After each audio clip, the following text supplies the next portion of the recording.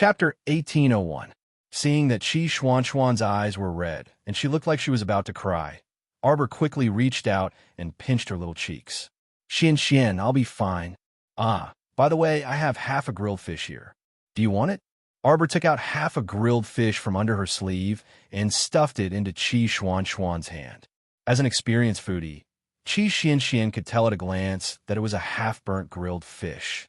It did not smell good either. Even so, a foodie like her could not resist the temptation of food. Chi Xian quickly reached out and took it. She nodded and said, I haven't eaten anything all day. Why aren't you eating? Arbor frowned. How can I eat when I think about how you're still alive? Now that she saw that Xiao Mu had returned unscathed, Chi Xuanxuan's spirits also improved slightly. Arbor could not help but raise her hand to knock her head. Are you stupid? What could possibly happen to me? Where are the others? We left 2 people of the Yu family's entrance every day to try our luck and see if we can gather any information about you. Chi Xian said, The others went to the city to look for you. We don't know where you went. We've almost turned the entire Anka city upside down. Jojo, where are you hiding? Arbor could not help but reach out to touch her nose. Nowhere. Arbor felt a little apologetic when she thought about how her friends were looking for her everywhere. However, the matter in the Star region was too important, and she did not want to reveal it to anyone for the time being. Xian, wait for me here. Arbor was about to step forward when Chi Xian suddenly pulled her back. Where are you going? The Yu family caused me so much trouble. I have to kill their old patriarch. I have to avenge myself, Arbor said through clenched teeth. Chi Xian shook her head helplessly. I don't think you should go. The Yu clan had been completely exterminated 10 days ago. However, I heard that Patriarch Yu escaped with his 2 sons. They probably escaped to another residence. We haven't found any traces of them yet. Upon hearing this, Arbor immediately frowned in displeasure. Who did it? It should be young Master Ding from Qian Luo's underground battle arena. Chi Xian said in a low voice. What she didn't say was that young Master Ding had also sent people to look for Arbor. Although she didn't think that Jojo had a good relationship with young Master Ding, it seemed that young Master Ding was quite wishful thinking. Mind your own business, Arbor said angrily. It was as if he had punched a ball of cotton. It didn't feel good at all. Originally, he wanted to drag out the Yu clan's old man and give him a good whipping. But now, he actually beat the grass to scare the snake and scare the old man away. Damn it, this matter was not over yet. Xiao Mu grumbled maliciously in her heart. Even if that old man from a Yu clan fled to the ends of the earth, she would still kill him. There was also that brother Go behind the Yu clan. He could not let him off. Jojo, let's go see Instructor Wei Wei and the others first. Chi Xian held her little hand and didn't let go. The instructors have been running around for you recently. Cough. When we meet later, don't diss Instructor Wei Wei. Huh? Who dissed him? Arbor snorted. She couldn't be bothered to diss this neurotic Instructor Wei Wei. Chi Xian laughed helplessly. She held Arbor's little hand, and the 3 of them walked towards a nearby inn. Broken sleep? Make up for it tomorrow. Chapter 1802. It was already 10 o'clock at night. Chi Xian and Arbor had just settled down in the inn when they saw Mentor Wei Wei and the others return in exhaustion. These days, they had rummaged through Anka City countless times in a row, and everyone looked emaciated. When they saw the little stoic meet their eyes, they were momentarily dazed. It wasn't until Mata exclaimed, Jojo, you're back, that everyone finally realized that their eyes weren't twitching. Duan Muqing quickly walked up and sized her up. Are you all right? Arbor blinked and shook her small head. What can happen to this lady? You're making a fuss over nothing. Bam! Mentor Zhou Danjin jumped up without any explanation and smacked the back of her head with a crisp chestnut. The little stoic clutched the back of her head with one hand, and a trace of exasperation appeared on her expressionless face. What are you doing? Chi Xian couldn't resist coughing lightly and wanted to cover her mouth to snicker. The short mentor with red eyebrows and green eyes scolded, You darn girl, why didn't you send us a message if you had nothing better to do? You made the mentors search for you everywhere in Anka City all day long. They're dog-tired. The stoic girl raised her eyebrows and secretly peeked at Mentor Zhou's furious appearance. She instantly felt that she was in the wrong and whispered, "It was just a small accident." "What small accident? Are you stupid?" Mentor Zhou said angrily. "Don't you know how to call for help? Why are you acting like a hero? If you didn't jump up with that person from the Yu family, don't tell me he could have caught you by force." Arbor's small face flushed red. No one had ever called her stupid since she was young. Who didn't call her an exceptionally intelligent little genius? This baby was so angry. Humph. Mentor Wei Wei also snorted eccentrically. Although he didn't say anything, his eyes were clearly filled with disdain. It was as though he was saying, "I knew you, little girl, were disorganized and had no team spirit. You only know how to mess around when something happens. I'm going to sleep." The little stoic flushed with anger and turned to run off in a huff. Zhou Danjin chuckled mischievously and pointed at the little fellow's back as she ran up the stairs. "The stoic girl can get angry too. All right, you guys should go and rest too." The other three instructors also nodded at Duan Muqing and the others. "Everyone has been tired for so many days. Have a good rest. We will return to the academy the day after tomorrow." Arbor secretly observed for a moment. Seeing that everyone had returned to their rooms and their figures had gradually disappeared in the corridor, she opened the door and looked around. She curled her lips and snorted. Taking out a dozen peaches from his inner world, Arbor had a palm leaf fan in his small hand. He opened the window, stacked the peaches on the table in front of him, and fanned them. After fanning for a while, he heard the doors on both sides of the corridor open one after another. Many people stood at their doorsteps, looking around and sniffing. "It smells so good." Qi Xian and Little Fatty were the first to arrive when they smelled the fragrance. They knocked on the door of Arbor's room. "The door isn't locked," Arbor said in a muffled voice. The two of them immediately hopped in. By the time the 5 instructors caught wind of the commotion and arrived, Arbor's room had long been packed with students. The short instructor, who was the last to enter, hastily closed the door behind him, isolating everyone's gazes from the corridor. He walked in and shouted, "What are you doing here in the middle of the night instead of sleeping?" Everyone was eating a peach in their hands, so no one had the time to pay attention to the 5 instructors. Chapter 1803. The 5 instructors looked at each other, speechless. Qi Xian hurriedly said, Instructors, there are 5 leftovers. Do you want some?" Only idiots would not want them. They smelled so sweet and comfortable. They must be excellent spirit peaches. One had to know that after Paradise Planet became a spirit domain, all the trees, flowers, and fruits on Paradise Planet also improved greatly. Qi Xian asked the little fatty to pass the peaches to the 5 instructors. The 5 of them secretly glanced at a certain expressionless child who was drinking tea calmly. As the saying went, the gift blinds the eye. Zhou Danjin coughed lightly and consoled Xiao Mu. "It's very late, so you should all rest early." I didn't mean to scold you. The main thing is, if something happens in the future, remember to look for me. Why do you think the instructors came with you? Isn't it to protect you? Isn't it to encourage us to participate in the arena so that you can secretly make an unexpected fortune? The students glanced at each other. Satisfied, they returned to their rooms. The next day, everyone rested in Anka City for a day. During this time, Arbor reluctantly took out 2 or 3 cups of spirit tea for everyone to taste. Qi Xian was speechless when she tasted it. "I feel like the spirit energy in this tea has increased a lot." That was natural. The entire mystic domain had become a spirit realm. The spirit energy contained in the spirit tea tree was naturally more abundant. Wei Wei and the others came to a realization. They looked at Arbor and said, "When you're exhausted in the arena, you drink this spirit tea every time, right?" "Yes, instructor. This is not a pill. It's just tea. It's not like we can't drink tea when we're thirsty, right?" The little fatty's expression said, "Instructor, we didn't cheat." Seeing this, the short instructor and the others wanted to slap him until he fainted. Haha, this isn't cheating. The effect of this spirit tea is hundreds of times better than the spirit recovery elixir on the market, right? Looking at the calm expressions of the students, Zhou Danjin could not help but twitch his mouth. All right, it's not cheating. But if you want to drink spirit tea during the next competition, haha.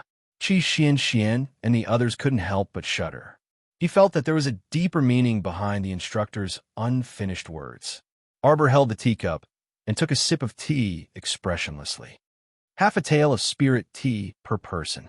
1 or 2, the 5 mentors said in unison. Half tael plus 2 coins, no more. Deal. Qi Xian and the others looked at each other. Please, what kind of charade are they playing? After the teachers left, Qi Xian muttered, Jojo, isn't it too much to give each of them half a tael of spirit tea as hush money? Arbor took a sip from his teacup and nodded. Yeah, I think it's a loss too. Let's just treat it as respect for the old. All right, I'll just treat it as a form of respect for the elderly. Qi Xian and the others nodded in agreement. Duan Muqing looked at Arbor and said, Xian and Hongwen must have told you about the Yu clan's extermination. Arbor nodded. Duan Muqing continued. These days, we've been tracking the whereabouts of clan head Yu and his 2 sons, but we haven't been able to find them. We suspect that there's a force hiding them. Arbor laughed coldly. There's someone behind you, Batian. She wondered if it was the brother Go that the little ant she strangled to death was talking about. Where did this group of people come from?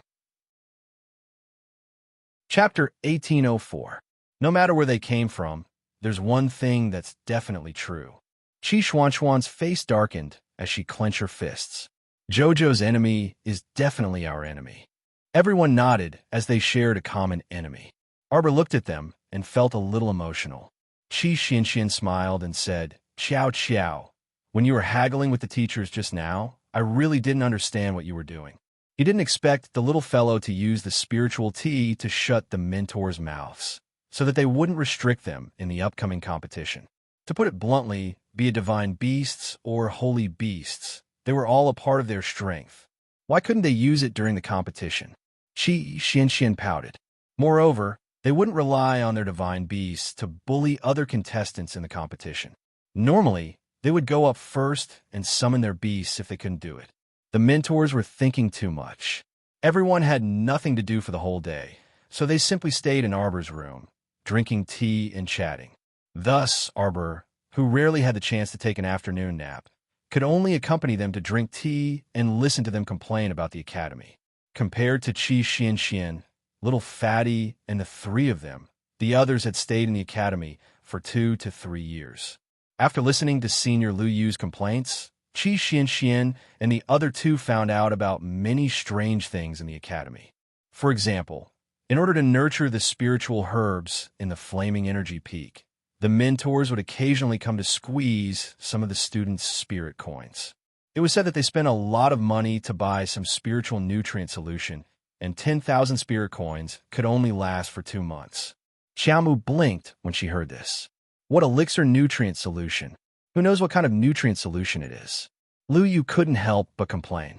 Don't judge the mentors by how poor they look. In fact, the Academy's money isn't that little. But every month, they spend more than 10,000 spirit coins on nurturing the spiritual herbs in the flaming energy peak. Qi Xian couldn't help but be surprised. Then when we saw Mentor Zhou in the Thunderous Plains, he seemed to have gone all the way to buy cheap food. On the way back, they were so stingy. They would rather be struck by lightning all the way back on the Thunderous Plains than pay to take the land whale. When Qi Xian said this, the corners of Lu Yu, Hua Tao, and the others couldn't help but twitch. This was indeed Teacher Zhou's style of dealing with people. Oh, at that time, the teacher also said that he was going to buy food for you. If you don't return in 3 days, you will starve to death. Qi Xian sized up Duan Muqing and the others. Is that so? I'm listening to his bragging. Hua Tao rolled his eyes. Duan Muqing couldn't be bothered to say anything. This teacher, Zhou's level of unreliability, was something that no one had ever seen before. Among the teachers of the 5 spirit faculties, he was probably the most unreliable. Qi Xian was speechless. The little fatty chuckled and interrupted. Instructor Zhou and the others are doing so much for the elixir of the Flame Power Peak. Why don't we sneak over to Flaming Power Peak after we return to the academy? Do you not want to live anymore? Hua Tao rolled his eyes at him. If you go to the Flame Power Peak and are found by the mentors, I can guarantee that you won't see the sun tomorrow." The little fatty was speechless. There are hundreds and thousands of kinds of spiritual herbs in the Flame Power Peak. Arbor's heart skipped a beat. How is that possible? According to Instructor Zhou, there are 4 kinds of spiritual herbs. Chapter 1805. When Arbor heard this, she couldn't help but pout. It was just 4 stalks of spirit herbs, and he already spent so much effort to take care of them. If he was like her, who had hundreds and thousands of spirit herbs in the herb garden, wouldn't he have to squat in the fields and take care of them day and night without eating or drinking? No one knew what she was thinking, but seeing the slight disdain in her bright eyes, they didn't need to guess to know what she was thinking. "Move, move, don't block the way." There was a commotion downstairs, but no one in the room paid much attention to it first. Only when they heard the chaotic footsteps heading towards their room did they look at each other. Bang! With a kick, the door to Arbor's room was kicked open. The pitiful half of the door was kicked to the ground. Arbor's eyes turned cold, and she turned to look at the door. He saw Ko Hongjin leading a group of burly men with thick waists and round arms, blocking the door. "Ko Hongjin, what are you doing here?" Little fatty Ko Hongwon immediately jumped up from the stool and glared at Ko Hongjin with his red eyebrows and green eyes. "Take them all down." Ko Hongjin didn't waste any time with little fatty and directly pointed 2 fingers at Arbor and the others. Immediately, 20 or so burly men rushed in from behind. As if they were standard, their arms were exposed, revealing their bulging muscles. "What are you doing?" Little fatty shouted angrily. "Ko Hongjin, you dare to mess around? I am messing around today. What can you do to me?" Ko Hongjin shouted angrily. He had spent half a month with a fat pig's head. During this time, he had been ridiculed, spat, and ridiculed by many people, and he remembered all of it in his heart. The main culprit was this Ko Hongwon. He wanted this country bumpkin to regret offending the young master of the Ko family. "Ko Hongjin." Little fatty was just about to pounce over when Qi Xianxian reached out and pulled him back. Arbor waved his hand, and more than 20 body securing talismans flew in front of the crowd. Without any explanation, they froze the 20 or so burly men who were trying to break through the door. Ko Hongjin shuddered and hurriedly retreated. Just as he was about to exit the door, he felt a pain in the back of his head and fell to the ground. Ko Hongjin felt a splitting pain in the back of his head. He fell to the ground and rolled back and forth. He forced himself to look back, but there was no one in the corridor outside the door. Ko Hongjin's heart trembled in fear, and he began to panic for no reason. The strange object that he had felt earlier was clearly due to someone throwing something at the back of his head from outside the corridor.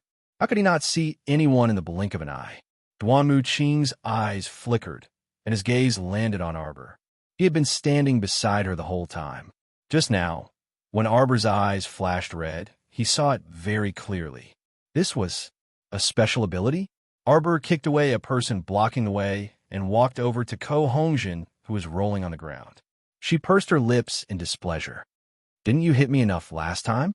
Why was this person like a fly, buzzing around everywhere he went?" Ko Hongjin glared at her angrily, hugging his head and rolling back and forth. "You dare touch me? You dare to hit me again this time? I will make sure that damn fatty's parents die a horrible death." Arbor's gaze sharpened. The little fatty cried out in surprise and rushed over. He kicked Ko Hongwon hard. "You call my parents?" Chapter 1806. Thinking about how his parents, who had stayed in Xiaoping town for their entire lives, had fallen into Ko Hongjin's hands, and who knew what kind of torture they had gone through. Little Fatty's heart was filled with anger. He picked up Ko Hongjin, who was lying on the ground, and without any explanation, slammed his fists into his mouth. "Speak! Where did you take my parents?" "Ow!" Ko Hongjin didn't expect that he would be beaten up by the little fatty, even though he had brought so many people to look for trouble. "Your useless parents, I just need to torture them a little and they'll be dead." "Ow!" As soon as Ko Hongjin finished speaking, he suddenly felt a silver needle drop into his arm. Instantly, he felt as if the pain in his entire body had been magnified countless times. From his blood vessels to his tiny pores, they were all screaming the word pain at him. Ko Hongjin couldn't help but roll back and forth on the ground. He was in so much pain. So much pain. Arbor looked coldly at the man who was rolling back and forth on the ground like a dead dog. He stepped forward and kicked him hard in the waist. "Where are they?" In our Ko family's dungeon." Little Fatty didn't say anything else and rushed out of the door. A few teachers had just arrived at the door. They were stunned for a moment and asked, what happened? Previously, after they had taken the spirit tea, they had returned to their rooms to cultivate for a while. They wanted to take advantage of the spirit tea to cultivate for a while, but they didn't expect that in such a short time, something would happen again. Little Fatty's parents have been detained in the dungeon by the Ko family. Qi Xian said anxiously, "We have to go with him to take a look. You guys stay here." Teacher Wei Wei spoke out to stop everyone. "We'll go take a look. You guys stay here and don't cause any more trouble." Arbor saw Wei Wei step forward to take Ko Hongjin away and kicked him hard in the stomach. That guy opened his mouth in pain, but he only felt a chill in his throat, as if something had slipped down his throat. Ko Hongjin wasn't an idiot. He immediately knew that something was wrong. What kind of poison did Arbor give him? Ko Hongjin desperately wanted to vomit out the poison that he had swallowed. Unfortunately, the poison dissolved in his mouth. Even if he vomited until the middle of the night, he would not be able to get even half of it out. Wei Wei was stunned for a moment, but he didn't say anything. He picked up Ko Hongjin and chased after the little fatty with the other 4 mentors. As for the rest of the people who stayed in the room, they couldn't help but feel worried. With a teacher leading them to the Ko clan, it shouldn't be too dangerous, right? Qi Xian muttered. Everyone's expression was somewhat unsightly. They didn't expect that Ko Hongjin was such a stupid person. He captured Ko Hongjin's parents to threaten him? Originally, it was just a conflict between brothers. Now, it had escalated into a life and death feud. "Jojo, what did you feed Ko Hongjin just now?" "100 herbs, carefree powder," Xiao Mu stated apathetically. "Poison?" The name didn't sound like a poison. Arbor shook his head. Everyone's expression was slightly stunned. They thought that in that kind of situation, Arbor would poison Ko Hongjin in a fit of anger. They didn't expect that he didn't. Duan Muqing raised his eyebrows slightly and asked softly, "What's the effect of the poison?" He didn't believe that Jojo would let Ko Hongjin off so easily after provoking him time and time again. Chapter 1807. Even though the name of the medicine sounded pretty good, Duan Muqing was very clear that it was definitely not a good medicine. Arbor looked out the window indifferently and said softly, "An idiot should act like an idiot. Isn't that right?" Duan Muqing raised his eyebrows and immediately understood what Arbor meant. Qi Xian looked at the two in confusion and couldn't help but lean closer to Arbor and ask, "What do you mean?" "What I mean is that young Master Ko Hongjin can only be an idiot for the rest of his life." Qi Xian nodded blankly. Suddenly, she seemed to have understood something and her eyes widened. So, the 100 herbs freedom powder that sounded so simple was actually a medicine that could turn a person into an idiot? Heavens! Qi Xian immediately felt her entire body tremble. Ko Hongjin had turned into an idiot. The Ko family head must be busy looking for a doctor to treat his condition. For the time being, he probably couldn't find the time to cause trouble for them. Arbor and the others were sitting in the room and talking when they heard a few light knocks on the door. Arbor raised her head and frowned. Xian, help me call the shopkeeper over. Her room's door had been broken by that damned Ko Hongjin. She had to ask the shopkeeper to help her change to another room. Okay. Qi Xian ran out and exchanged glances with Steward Tang, who was standing by the door. "Miss Qiao." Steward Tang bowed respectfully to Arbor. "What are you doing here?" Arbor asked indifferently. "This lowly one has been ordered by my young master to come and visit Miss Qiao." Steward Tang said respectfully, "Now that you've visited, shouldn't you be leaving?" Hua Tao said jokingly. Steward Tang's expression revealed traces of awkwardness. This lowly one will leave after delivering the gifts." With that, Steward Tang turned around and ordered people to bring a row of boxes of various shapes and sizes to Arbor. Steward Tang bowed respectfully and said, Miss Chow, this old servant will leave now. Arbor nodded calmly. When Manager Tang was about to leave the room, he suddenly stopped in his tracks and turned around to say, Young Master also said that if Miss Chow needs any help, you can go to Qian Luo's underground battle arena to look for him at any time. Of course, if young Master isn't here, this old servant can still help young lady. Arbor watched him leave with a trace of doubt in his eyes. Was there something wrong with this Ting Ding? Why was he being so nice to her for no reason? It really made people feel uncomfortable. Arbor raised his head and saw Xian walk in with the innkeeper behind her. He said, Innkeeper, change my room tonight. It's a girl.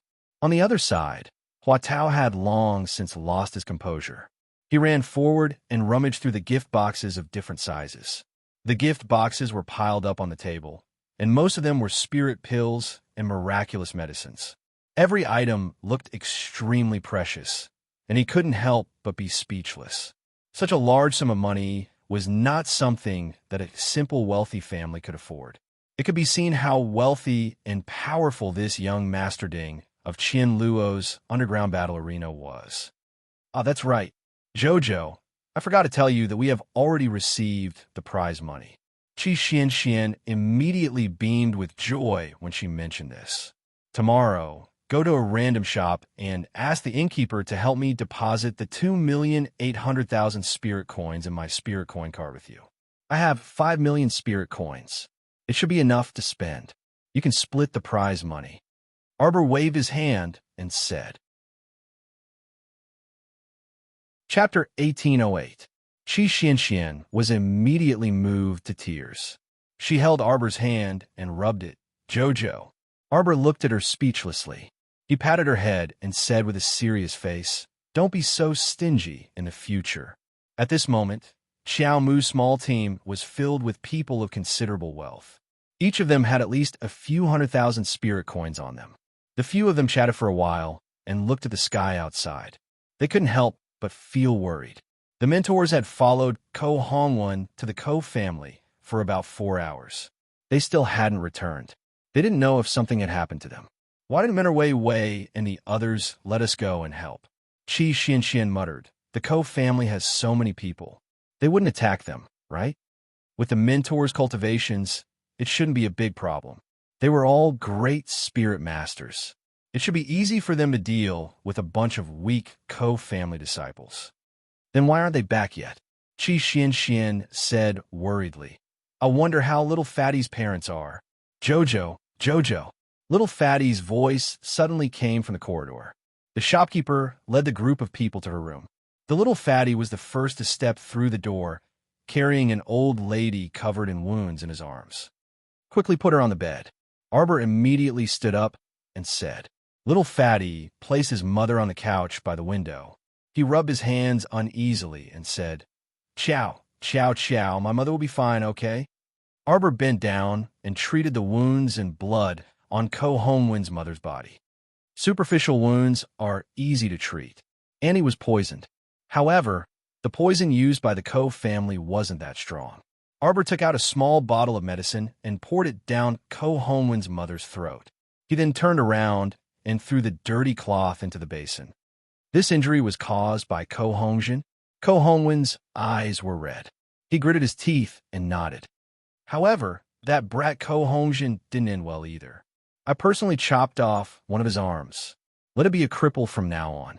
When he left, he heard the Ko family's patriarch howling as he hugged his precious son. Yang didn't know what kind of shock he had received. However, Ko Hongwen only had himself to blame for all of this. Arbor nodded and looked at him approvingly. That's right. You don't have to be polite to your enemies. Otherwise, only their own people would be hurt. After treating Ko Hongwen's mother's injuries, Arbor turned his head and his gaze landed on a skinny little old man beside Instructor Wei Wei. Uncle Ko is also injured. Come and clean your wounds. Thank you. Ko Hongwen's old father hurriedly thanked him and walked to Arbor's side and sat down.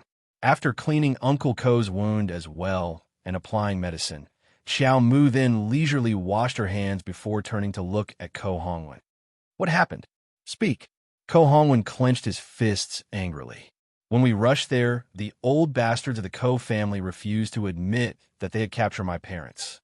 The instructors mediated with the Ko family for a while, but when they couldn't get through, they took action. By the time we found my parents in the dungeon, they were already like this. I told you not to talk nonsense with them. Arbor snapped. They attacked without talking nonsense. They were already back. Chapter 1809. See, we almost missed dinner. Arbor glanced at everyone unhappily. Qi Xuanxuan's eyes lit up when she heard this. Zhou's words meant that he had something good to eat for them. Qi Xianxian was already used to thinking that Zhou had a lot of good food around him. She had long forgotten about Arbor's unreasonable existence. Since she saw Zhou take out good food, she would just take it and enjoy it. Zhou, are we having a big meal today? Arbor glanced at everyone in the room expressionlessly and nodded reluctantly.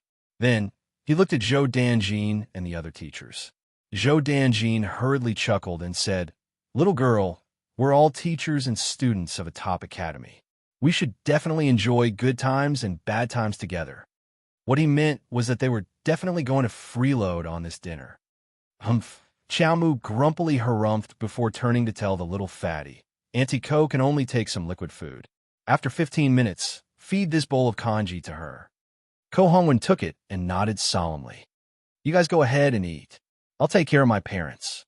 Everyone knew that Ko Hongwen had something to say to his parents, so they nodded and tactfully left the room. The group walked into Qi Xuanxuan's room. Once they entered the room, they squeezed into a square table and sat down. Arbor began to bring out plate after plate of piping hot dishes under everyone's shocked gazes. Braised pork shoulder, stewed fish head, 8 side dishes for desserts, and a big pot of steaming mutton soup. It was unimaginably sumptuous. Everyone thought that she had brought out all the food in her inner world. They did not know that she had an all-purpose food box with all kinds of delicacies in it. Let's eat. Arbor poked the stunned Qi Xianxian. You're amazing, Zhou. You've prepared so many dishes in such a short time. These... I didn't burn them. Just as she was about to say those words, Qi Xianxian patted her shoulder and said with a smile, You really are my omnipotent Zhou. Arbor was at a loss for words. He looked at them hesitantly. Zhou Dan picked up her chopsticks and started eating. Half of the braised pork shoulder went down her stomach, and she was speechless. My God, how long has it been since I ate so much fish and meat? This was not bad at all. How rare.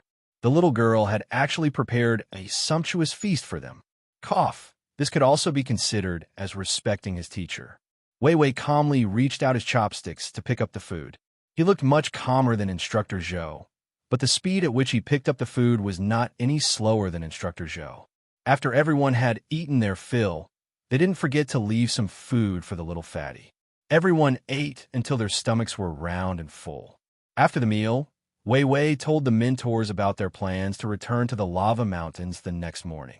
Regarding this, the others did not have any objections. However, the little fatty said goodbye to them for the time being. He had to send his parents back to the Ko family in Zhaoping Town first. The Ko family won't find trouble with him again? Arbor frowned and asked. If they dare, I'll chop off their limbs. Zhou Dan snorted. What kind of hero are they to make a move on 2 ordinary people who don't even have the strength to truss up a chicken? If the Ko family still wants that little bit of reputation, they won't be so ruthless. Arbor nodded in agreement. Chapter 1810. On the other side, Prince Imo, who had been wandering in the starry sky for more than 20 days, was sitting under the twinkling stars. Occasionally, he would stand up and use his sword Qi to draw 2 strokes under the starry sky. At first glance, it looked very strange. However, if one took a closer look, they would find that Prince Mo's sword Qi was very regular. The pebbles on the ground were all divided into 9 grades by his sword Qi. Very quickly, these broken pebbles floated around him and quickly circled around a few stars in the air. Whoosh! One of the stars lit up for a moment, then jumped out from the other stars and slid to the side. On the ground that was illuminated by the star, a small circle of light suddenly appeared. If one didn't look carefully, They would never see the jade talisman array flying around the circle of light. Each of these jade talismans was only the size of a star. They were mixed in the starry sky, so it was impossible to see them clearly. It was really difficult to distinguish them when they were mixed in with the stars. However, with Prince Mo's current eyesight, he could still see the difference between the two after careful observation. This astrolabe was like a natural array. It included 81 small arrays. Only by finding the only way out of this array could one walk out of this starry sky. For this reason, Prince Mo, who only knew a little about arrays, spent more than 20 days here before he found something. As for the others, they were not in the scope of his control. Yin stepped into the jade talisman array. He felt that his body seemed to be gently pulled by a force, and then suddenly disappeared into the night sky. When he opened his eyes again, he saw the little Tai Sui standing aside and staring at him with a sullen face. "Stupid, what took you so long?" The little Tai Sui said grumpily. "The others have come out. They're all waiting for you." "Oh." Prince Mo raised his eyebrows slightly and glanced at the little Tai Sui. "Who came out?" These lighthouse keepers didn't need to crack the astrolabe formation at all, unlike him, who had to calculate the location of the life gate again and again. If he made a mistake, he would have to start all over again. Little Tai Sui coughed uncomfortably. "I don't want to waste my breath on you. Come with me." After saying that, he lifted his short legs and walked forward valiantly. The two stopped in front of an arched door.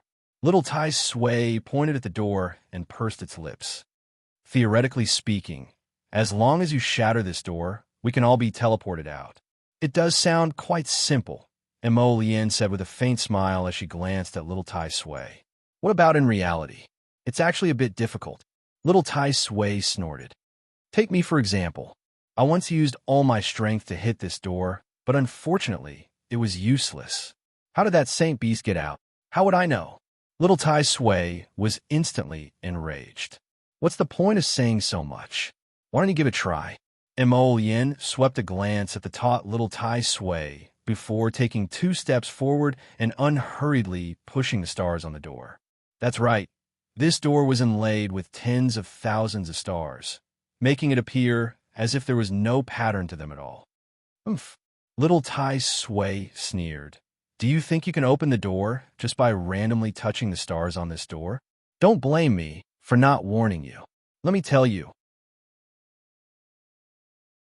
Chapter 1811. "What are you trying to say to me?" Yin turned to look at little Tai Sui. At this moment, the door behind him had already been pushed open by a burst of power, and it suddenly opened completely in front of them. Little Tai Sui was momentarily dumbstruck.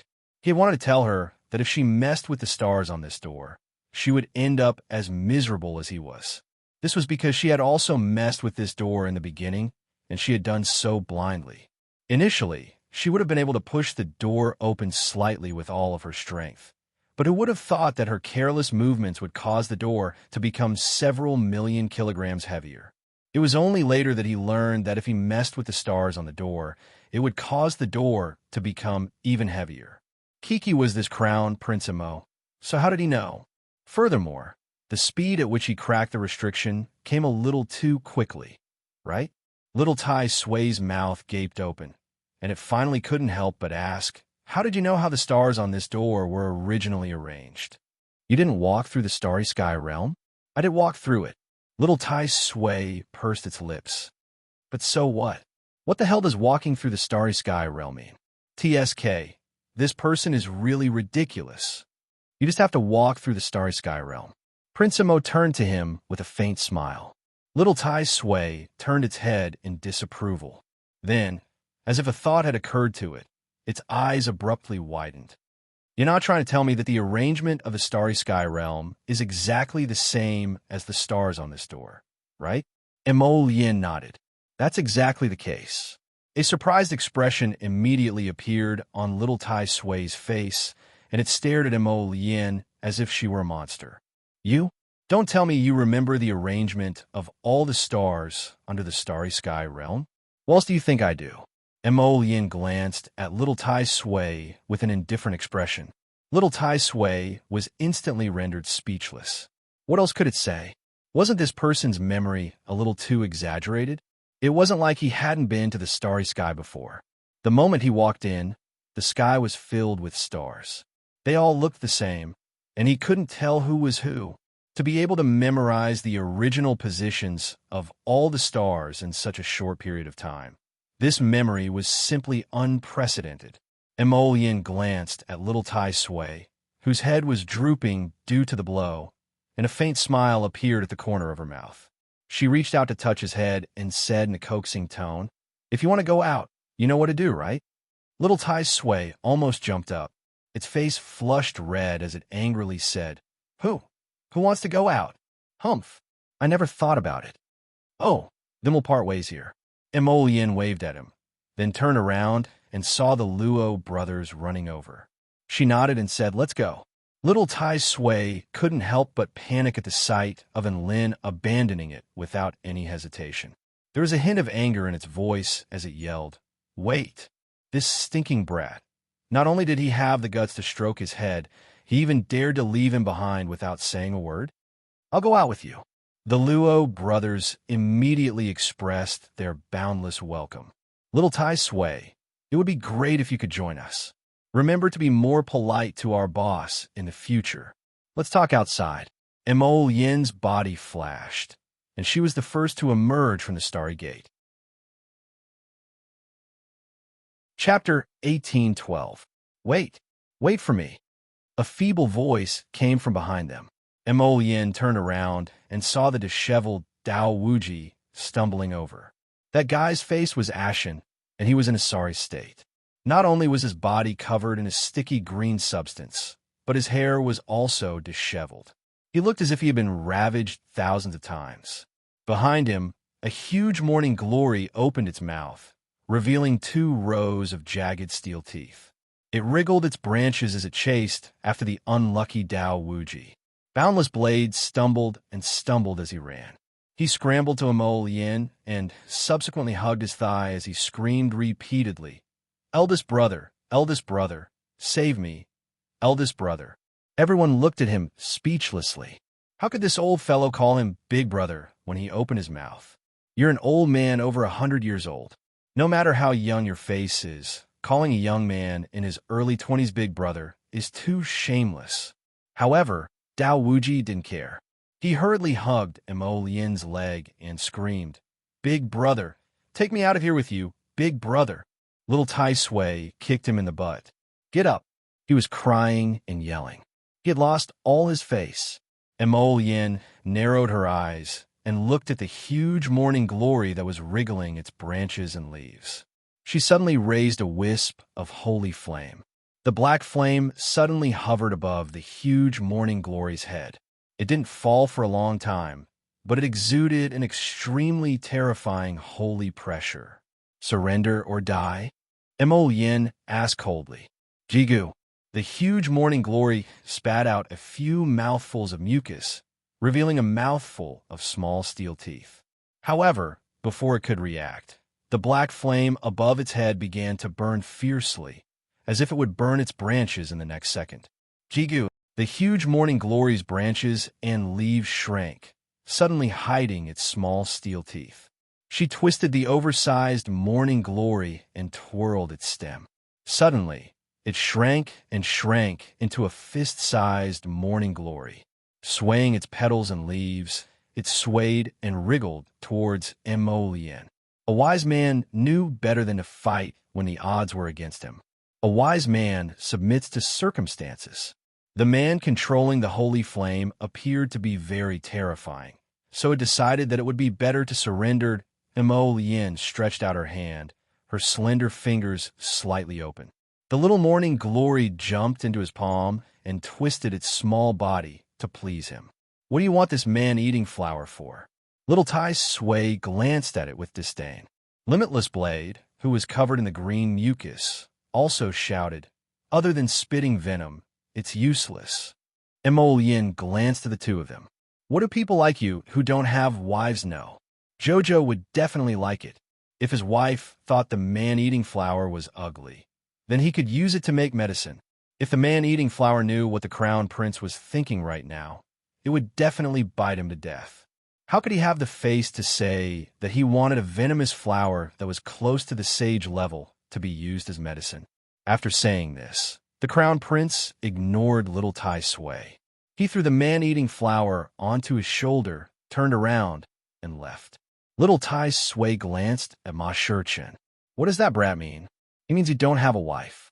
The venerable peach blossom immortal glanced at little Tai Sui sympathetically. However, with your small body, it's impossible for you to have a wife. Little Tai Sui's face turned green. Wife, so what if you have a wife?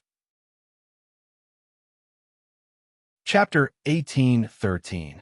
When he got out, he was going to kill that brat's wife. He was going to fucking show off his wife in front of him all day long. When you don't have a wife, let's see how you're going to continue showing off. The venerable peach blossom immortal tossed little Tai Sui's resentful expression to the back of his mind. He turned around and left with Mo Lien. After leaving the Tower of Punishment, they all floated in the air.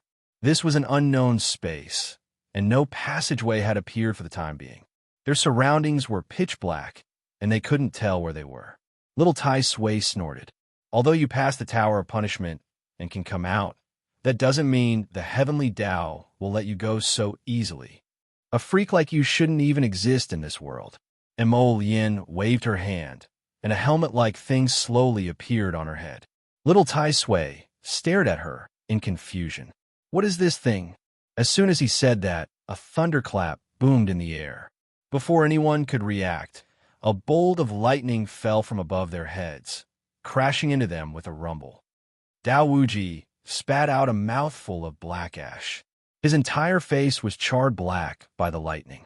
Why did you strike me? Dao Wuji pointed to the sky and cursed innocently. Then another bolt of lightning struck him, and he fell to the ground with a thump. All of the tower guards who had followed Crown Prince Mo out of the Pagoda of Punishment had suffered a calamity, including little Tai Sui, the Luo brothers, Thin Monk, the Ginkgo Fairy, and the Peony Fairy. They were all unlucky. Bolts of lightning struck everyone as if they didn't cost anything. The heavenly Tao was enraged, as if it wanted to strike these traitors to death. Meanwhile, Crown Prince Mo stood on the side with a leisurely expression. The helmet he was wearing just so happened to perfectly block the thunderclap. Mo Lien sighed softly and shook his head as he watched those people hopping about in the midst of the thunderclap. What a pitiful bunch. Didn't they know the heavenly Tao would go crazy? So many people were teleported out of the Tower of Punishment all at once. How could they not be struck? TSK, they didn't even have any protective equipment, yet they dared to follow him out of the Tower of Punishment. That serves them right for being unlucky. Prince Mo stretched out his hand and brushed his robe, which did not have a single wrinkle, before he turned around and walked into the depths of the void expressionlessly. He didn't know which unknown space this was, but as long as he found the passage to Shuntian Prefecture, he should be able to see his wife very soon. However, the Crown Prince frowned slightly. The passageway might not be easy to find. Crown Prince's section break. As for the people from Arbor, after they returned to the Lava Mountains, their days in the top academy slowly quieted down. Ever since they returned to their own academy, not long after that, they didn't know if that group of deceitful mentors had found their conscience, but they actually brought a few workers to repair their mud house. Of course, the repairs wouldn't be very good, but compared to the previous mud house, the small dormitory now had a roof over its head, and it had all the necessary tools for daily life. The mentors of the 5 spiritual schools took turns to personally guide them on how to use their spiritual power in battle, and how to make the most of their spiritual power. Arbor stepped up his cultivation and spent his free time refining pills and drawing talismans. He calmly and nervously passed 3 months. On this day, when the 8 of them were sparring in pairs, the elusive Principal Yun Fei, who had disappeared for more than 3 months, appeared and brought them news about the Academy's ranking competition.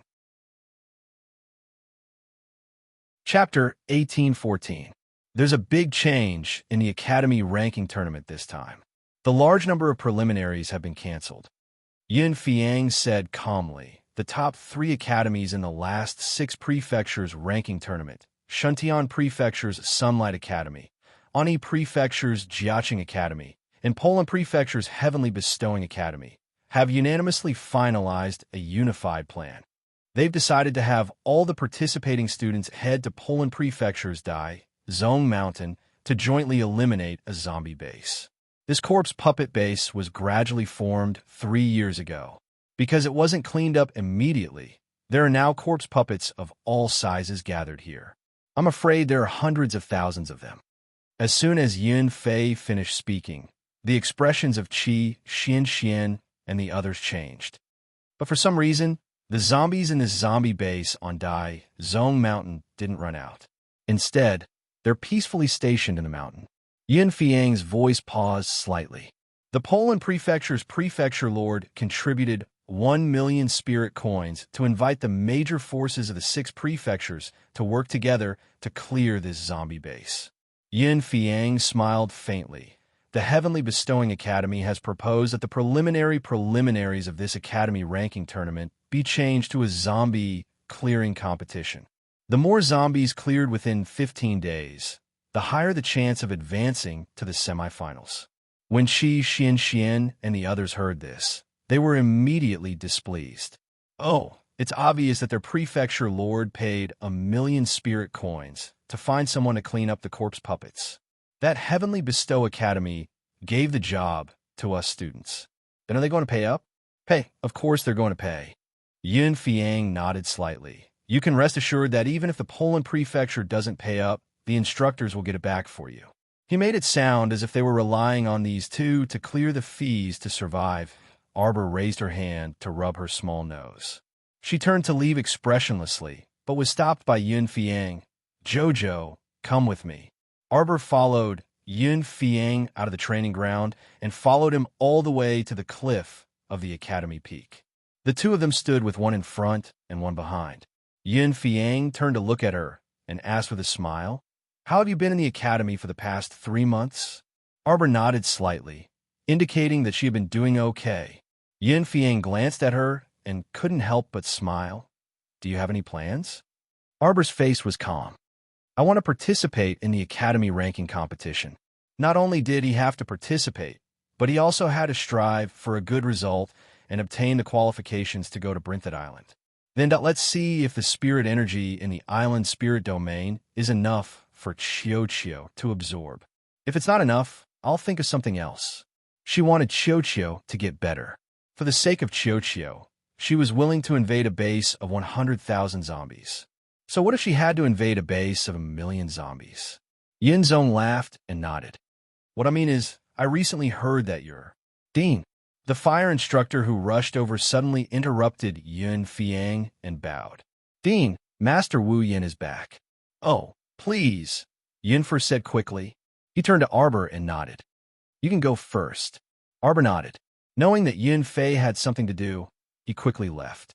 In truth, Yin Fiang previously wanted to tell her that he had recently heard that some of her senior sisters from the Holy Water sect were currently in Pola Manor. Did she plan on meeting them? Unfortunately, he was diverted before he could finish speaking. Yin Fiang hastily returned to his cloud mooring cliff and immediately saw the white-haired elderly man sitting at the small table in front of the house, quietly drinking tea. Chapter 1815. Great Master Wu Yan. Yun Shuang saluted the old man. The old man stood up with a faint smile and returned the salute. "Principal Yun, it's been about half a year since we last met. I heard that this year, the top academy took in a few students with decent aptitudes. I really must congratulate you, Principal Yun." Yun Shuang waved his hand with a smile.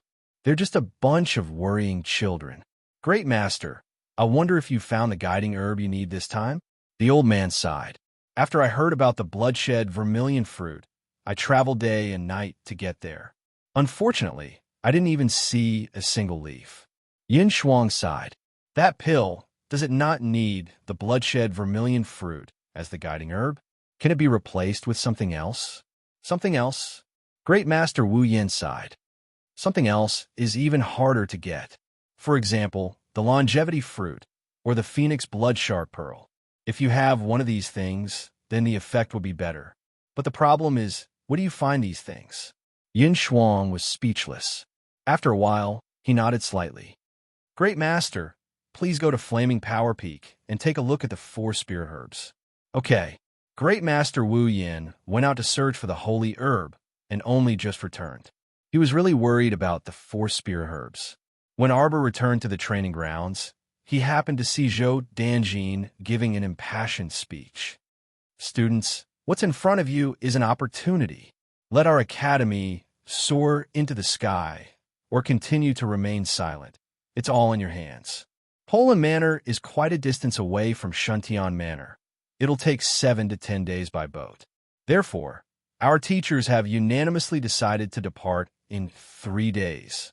Students, go and prepare yourselves. The sea is full of dangers. Everyone bring your own food and water. After Arbor finished listening to Zhou Danjin's rambling, he dispersed and returned to his room. Qi Xianxian held on to Arbor's hand and asked, Jojo, what do you think the Academy's planning for the ranking competition? Why do we have to go to Poland Manor to clean up the corpse puppets and do such dangerous work? What else could they be planning? Do you want to keep the 1,000,000 spirit coins for yourself? Mata pursed his lips and said, by doing this, not only will they get a large number of students to work for them, but they will also save a sum of money. Isn't that great? After those zombies are cleared out by our students, they can go into the mountains to dig for herbs and hunt for beasts. Isn't that killing 2 birds with 1 stone? Arbor looked calm. Then let's think of a way to loot all the supplies in Dai Zone Mountain. Not even a single hair was left for them. Qi Xianxian and the others looked at each other. They really wanted to ask Jojo where he got his confidence from. They didn't even know how big that mountain was, and they still wanted to rob the entire mountain. It felt a little funny. Duan Muqing coughed softly and said, actually, I think what Jojo said is feasible. Jojo has a summoning talisman. He can summon. Arbor's eyes lit up. He hurriedly took out a few summoning talismans from his pocket and gave one to everyone. All of you come and summon. See what you can summon. Qi Xianxian immediately became excited. We can summon another beast? Arbor nodded. We should be able to. Speaking of which, she hadn't summoned for a long time. Before she advanced to the yellow-rank Great Talisman Master Realm, Arbor suspected that she wouldn't be able to summon a beast. While thinking, Qi Xuan's hand released a burst of light. Chapter 1816. Roar! Roar! Roars rang out incessantly. Qi Xianxian, Little Fatty, Duan Muqing, Mata, Huatao, Lu Yu, and Jiang Shaoxin all summoned 7 tigers, leopards, bears, and lions of different shapes and sizes. The mighty ferocious beasts surrounded everyone in a circle. Oh my god! Mine is just a tyrant tiger, right? It's so robust and tall. Oh my god! Little Fatty's fussy voice attracted a glance from Arbor. Look at my polar bear. It's too adorable. Arbor rubbed the belly of Qi Xuan's polar bear and sighed with a complicated expression. Qi Xianxian happily rubbed the big bear. Heavens! Qiao Qiao! I really did summon another bear. This summoning talisman is truly miraculous and effective. And look, its level doesn't seem to be low either. Xiao Mu peeked at her with her small eyes. Humph! Qi Xianxian and the others were perplexed when they saw the little stoic turn around and leave in a huff. What's wrong with Jojo? Qi Xianxian turned to look at Little Fatty. The latter shook his head in bewilderment. I don't know. This temperamental little fellow was unhappy all of a sudden. Shouldn't he be happy that they summoned so many ferocious beasts? It's probably because the ferocious beasts we summoned don't conform to Jojo's aesthetic standards. Mata speculated. That can't be. I think Jojo quite likes my polar bear. She touched it just now? MHM. Arbor turned a deaf ear to the string of voices behind him. However, after walking a few steps, he seemed to recall something and turned back.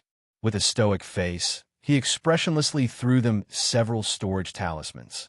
It wasn't good to let so many beasts swagger around them. It would be very stressful for passers-by to see. All right? Jojo, put our summoned beasts into the storage talismans? Arbor clearly snorted disdainfully at Mata's idiotic question. Humph! She snorted at him again. Without saying a word, she turned around and left with a flick of her sleeve. Everyone looked at each other in confusion. Mata coughed lightly and asked, "Have you noticed that Jojo's mood has suddenly changed? Do you know why? Didn't I notice it just now?" Qi Xianxian rolled her eyes at him. "You don't know why Jojo is in a bad mood, but do you think I do? No. We have to pay her a visit. Look, Jojo has given us so many good things, such as summoning charms and storage charms. We have to show her some appreciation." "What are you trying to say?" "I plan to bring my tyrant tiger over and show it to her," Little Fatty said with a serious face. Mainly, he wanted to go over and ask the little stoic, how long could this tyrant tiger exist? Would the summoned beasts disappear before they could reach Zhong Mountain? When Qi Xianxian heard what he said, she immediately glared at him grumpily. "Are you stupid? Didn't you see Jojo's disdainful gaze toward your tyrant tiger just now?" Qi Xianxian analyzed. "It must be because the tyrant tiger is ugly and is an eyesore to Jojo, so she looks very unhappy." Everyone looked at each other and then said in unison, "How is it ugly?" Duan Muqing broke into laughter speechlessly. "I think Jojo is more envious of us summoning so many tigers, leopards, bears, and lions." Chapter 1817. Didn't you guys notice? Duan Muqing coughed lightly. Jojo's conflicted expression earlier was clearly like, "You're saying sour grapes when you can't eat them," Mata immediately said. Qi Xianxian directly slapped the back of his head. "Nonsense. Forget it. You also feel that way." Mata rubbed the back of his head and glanced irritably at Qi Xianxian. "Humph. I can't be bothered to argue with you guys. How could Jojo possibly envy us? Look at how many beasts she has." Qi Xianxian suddenly couldn't continue. "You guys noticed, right?" Mata rubbed his chin and chuckled mischievously. "The beasts around the little stoic are all pocket-sized. So cute. How can they be like the one I summoned? Bah, the ones around Jojo are all divine beasts and holy beasts. However, holy beasts were all so cute. Can you tell? Look at how much Jojo likes that big snow leopard. Who knows, every time Jojo summons it, he can't summon anything good." Mata, the king of analysis, said with a chuckle. "You." Qi Xianxian pointed at him. After a while, she suddenly burst into laughter. "I think your analysis is pretty good." Everyone couldn't resist roaring with laughter. Mata rolled his eyes at them. "If you want to live a good life, remember what I said. You absolutely can't show off your beasts in front of Jojo in the future. MHM. Unless it's absolutely necessary, I won't summon my big bear." Qi Xianxian joyfully stroked the storage talisman in her hand, feeling inexplicably happy. A storage talisman wasn't something that just any cat or dog could possess. Moreover, she saw that the storage talisman Jojo gave her had an especially large space. After storing her polar bear inside, there was still a lot of space and could store many resources. Everyone happily returned to their rooms and slept until dawn. When they woke up, their moods were especially good. When Qi Xianxian pushed open the door to her room, she saw Jojo walking past her expressionlessly after washing his face. "Qiao." Qi Xianxian stretched out her small hand, but was completely ignored by Qiao Mu. Qi Xianxian didn't know whether to laugh or cry as she watched the little stoic haughtily walk past her without even looking at her out of the corner of her eye. It was all his fault. He had summoned a bear that Jojo didn't have. Jojo was jealous. Cough. Qi Xianxian approached Arbor with a fawning look on her face. She was still holding a basin in her hands. She had only wiped half of her face when she smiled and said, "Jojo, let's talk about something." The little fellow snorted and completely ignored Qi Xianxian's hot face. He walked past her expressionlessly. Qi Xianxian. He turned around and saw little Fatty and Duan Muqing walking over with helpless expressions. Qi Xianxian casually wiped her small face and hurriedly placed the basin on the ground. She looked at Duan Muqing speechlessly and said, "Didn't talk to you guys? You didn't see it yourself just now." Little Fatty rolled his eyes and said, "She completely ignored us." Qi Xianxian couldn't help but want to laugh. Why did it feel so funny when this little stoic was willful? You're still laughing. Fatty glared at her and said, be more serious. You can't laugh anymore. I'm telling you, this matter looks quite serious right now. I'm not laughing. Qi Xian forcefully covered her small mouth with her hand and then sputtered with laughter. Chapter 1818. 3 days later, the instructors were waiting for the students to arrive at the academy's peak early in the morning. Didn't we agree to set off at 7 in the morning? What time is it now? Why isn't anyone here yet? Zhou Danjin frowned. Just like I said, you were too lax with them previously. Instructor Wei Wei said indifferently, what do you mean by the competition is about to start and giving you 3 days off? What do you mean by everyone has been working hard? Hee, weren't you the one who said that? Zhou Danjin was speechless. I saw that the students were dog-tired and thought that if they didn't rest well, they wouldn't be able to train in a better state. Zhou Danjin continued. Furthermore, after 3 months of training, these 3 days don't matter anymore. Instructor Wei Wei laughed coldly. What do you think? If they don't hurry up and train and relax, look, they're all gone. They're here. Seeing that the two instructors were about to quarrel again, another instructor hurriedly interrupted. Indeed, Duan Muqing, Qi Xian, and a few others arrived late and arrived in front of the instructors in a relaxed manner. Why are you guys only here now? Zhou Danjin couldn't keep his face. We agreed to meet at 7 in the morning. How are we going to set off at this time? How are we going to get there? Of course we're going to walk with our 2 legs. Zhou Danjin said snappily. Doesn't the academy have flying mystical beasts? Qi Xian asked curiously. Aren't they going to bring us to the pier? You wish. Zhou Danjin immediately retorted. Of course we're going to rely on ourselves. The instructor's plan is, everyone will rely on their own abilities to get there. The prerequisite is that you can't use flying mystical beasts. What about Arbor? She's going to summon her ancient phoenix again? I'm telling you that it's not allowed. Wei Wei snorted with a sullen face. All right, everyone is here. We can set off now. If you guys continue to dawdle like this, I don't know if you'll be able to reach the pier by today. You want us to descend the peak and fly to the pier by ourselves? Qi Xian asked, flabbergasted. What else can we do? Do you think there's such a good thing that the academy will arrange a flying vehicle for you? In your dreams. Zhou Danjin unhappily retorted Qi Xian. There was nothing else but the anger he had suffered from Wei Wei earlier. He could only get it back on these students. None of them were easy to deal with. Look. Originally, he had fought to give them 3 days off, but in the end, even their bones were lazy. Instructor, are you guys all right? The little fatty could not help but exclaim, we'll have to fly 2 or 3 times from here to the dock. How could they get there before dark? The neurotic instructors were starting to do unreliable things again. Wei Wei remained silent. Zhou Danjin's face was also solemn. He snorted, what? Why are you so frightened by such a small problem? It's only 2 or 3 Anka cities. You're already spirit masters, so why can't you fly? No, it wasn't that they couldn't fly, but where was their conscience to train them like this?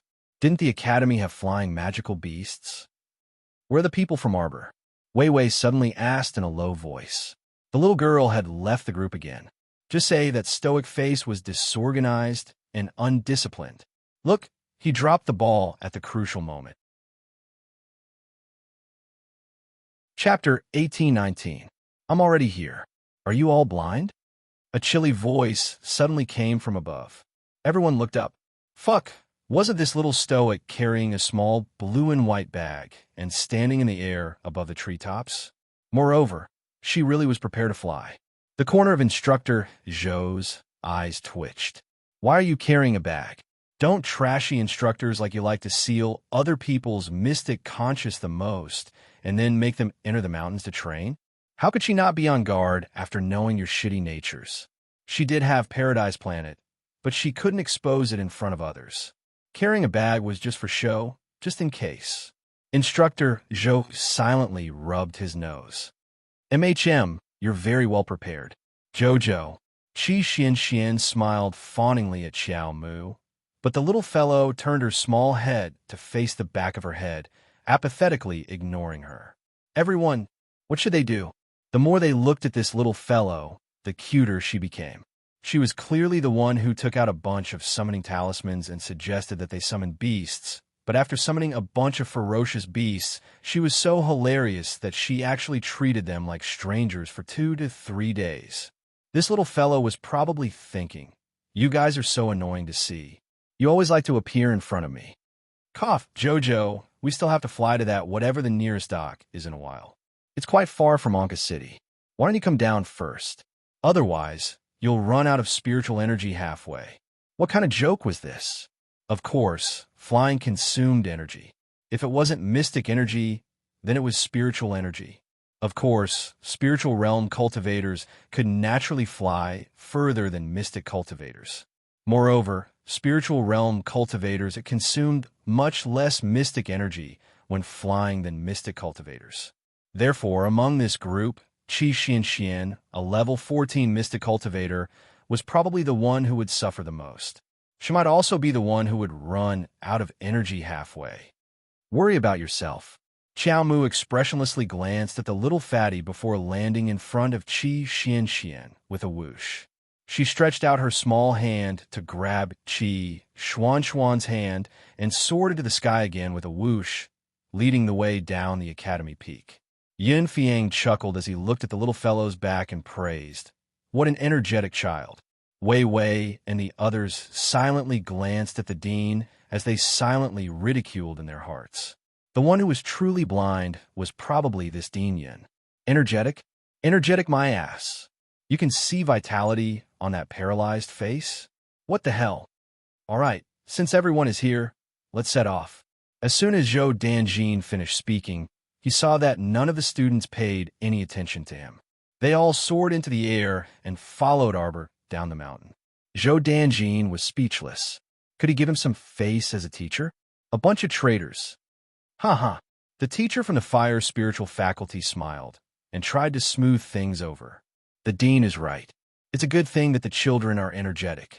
All right, let's hurry down the mountain. After bidding farewell to Dean Yun, the instructor of the 5 spirit faculty hurriedly chased after the group of students. Wei Wei snorted and said, "This bunch of brats. They're flying so fast now, but they don't even think about whether they'll run out of energy halfway." For hours later, the first one who couldn't fly anymore wasn't Qi Xian, but the little fatty. The moment he fell, everyone also fell from the sky and looked back at the little fatty, whose face was flushed red and sweating profusely. Ciao, you're flying too easily. This week, the author was delayed by private matters and couldn't find time to write more every day. I'll give you 8 chapters tomorrow. Good night. Chapter 1820. One had to know that Arbor was carrying someone. Qi Xian landed on the ground with a stupefied expression. She turned to look at Miss Qiao and stammered, I didn't use any mystic energy." That's right. She didn't use any mystic energy and was completely carried by Miss Qiao. Didn't this situation feel strange?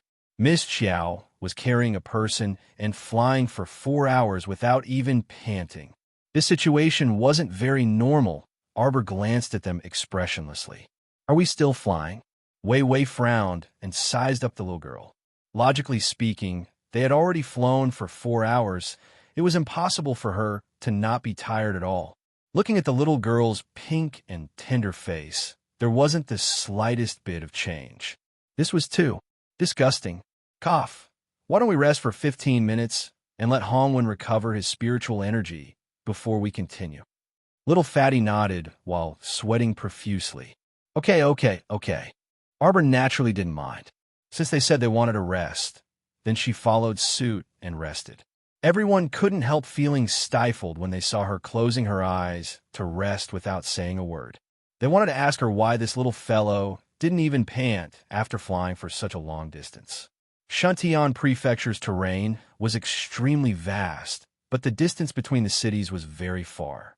They had already flown a long distance away from Anka City, but they were still at least 4 to 6 hours away from the pier.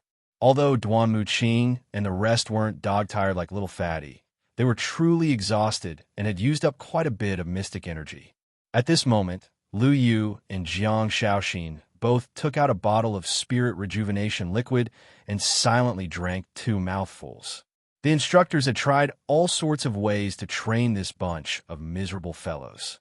Originally, it would only take about 4 hours to carry them on a flying eagle. It wasn't strenuous at all, but now 15 minutes later, Arbor opened her eyes. Everyone's attention was on her, only to see her taking out a porcelain bottle and eating something that looked like a white candy bean. Fly! Arbor turned to look at the instructors. The fire spirit faculty instructor's square face twisted slightly. Then, he nodded and said, "Okay, you can begin." Without another word, Arbor grabbed Qi Xuanxuan's hand and pulled her up into the sky again. Everyone was speechless. "I'll make a move first." Everyone could only see the little girl pulling Qi Xianxian along as they glided across the sky like a swallow. In the blink of an eye, they were already several feet away from them.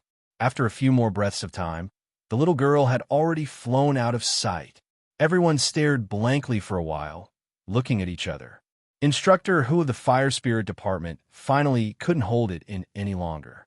He coughed and said, "Instructors, don't you think that this little girl Arbor seems to be flying a little too fast? Doesn't this consume spiritual energy? Hurry up." Zhou Danjin jumped up and hurriedly chased after him. As mentors, if they couldn't even fly a little girl, wouldn't that be too embarrassing? Little fatty said with a bitter expression. "Why do I feel like Jojo definitely didn't use spiritual energy to fly? She most likely used some other method, but didn't tell us." "That's right." Mata immediately agreed. "This little fellow flew so easily. No matter how you look at it, there must be something going on. We should chase after her and ask her clearly." As they spoke, they flew up one after another. Chapter 1821. "If you wait for me." The little fatty wiped the sweat off his forehead and ran 2 steps. Then, he clumsily flew up and chased after the group. If he could, he really wanted to beat up Instructor Zhou, who came up with this rotten idea. After another 4 hours, everyone finally arrived at the 10-mile port one after another. The sun was setting. There were no less than 100 large boats docked at the 10-mile port, rippling with the light water. On the surface of the sea, not far away, there were several pleasure boats for sightseeing. It looked like they were brightly lit, and there were even singing voices of female singers coming from there. The group only rested for a quarter of an hour in the middle of the journey. Actually, they didn't eat or drink at all. When they arrived, not to mention the students, even a few instructors felt that they couldn't take it. Wei Wei didn't show any expression on his face, but he was probably cursing in his heart. He had already given Instructor Zhou a good scolding for coming up with this rotten idea. This old fellow came up with this rotten idea. Not only did he not take the instructors out, he even said that the instructors should set an example and train with the students. Wei Wei's old waist was about to break. He felt as if he had also been trained by Zhou Danjin, this idiot. When Instructor Wei arrived, the first thing he saw was Arbor sitting on a stone block at the mouth of the port, leisurely chewing on 2 carrots. Qi Xianxian was squatting beside her, eating a meat bun happily. Seeing them like this, Wei Wei's mood immediately became complicated. Needless to say, Qiao Mu, this freak, had a pretty good cultivation. She was so young, yet she didn't feel the slightest bit of exhaustion after consuming 8 hours of flying. Furthermore, she could fly even more effortlessly than the instructors. What kind of rice did this little freak eat to grow up? The instructors arrived one after another. When they saw Arbor and Qi Xuanxuan's leisurely appearance, they really had mixed feelings. Who the hell were they training? Why did they feel that this student of theirs was completely fine? There wasn't even a trace of fatigue on her face. On the other hand, the instructors had flown so hard that their faces were all green. Why did they all look so sullen? After waiting for a few more students to arrive, the little fatty finally ran over, panting heavily. At this moment, he didn't even have the strength to fly. Even if he drank 2 bottles of spirit recovery liquid, it was useless. It was best to sit down and drink a cup of JoJo's spirit tea. That would be great. Arbor slightly raised her eyelids and glanced at everyone. She turned her head and continued chewing on the carrots in her hand. Zhou Donjin's eyebrows slightly. Let's all rest first. I'll go ask the boatman. Little Fatty sat down next to Xian. He took 2 deep breaths and asked, Xian, why you and Xiao arrived very early? We've been here for an hour. We've been waiting for you all this time. The little fatty gazed at Xiao Mu and Xian in shock. You guys are actually this fast? Yes. Jojo flew effortlessly. On the way, we even met someone riding a flying mystic beast. Cough. Jojo's speed is even faster than that person's. The little fatty hurriedly reached out and tugged at Arbor's sleeve. Jojo, why are you so fast? Miss Chiao's face was stoic. She glanced at him and reluctantly said, Flying elixir. Chapter 1822. Flight Pill. Little Fatty and Mata exclaimed in unison. Mata immediately shut his mouth when Arbor glared at him. He stole a glance at Instructor Wei Wei, who had turned to look at them. Both of them had a bad feeling in their hearts at the same time. In that case, Jojo must have secretly taken some kind of flight pill to fly so fast. However, Jojo didn't let them take this flight pill.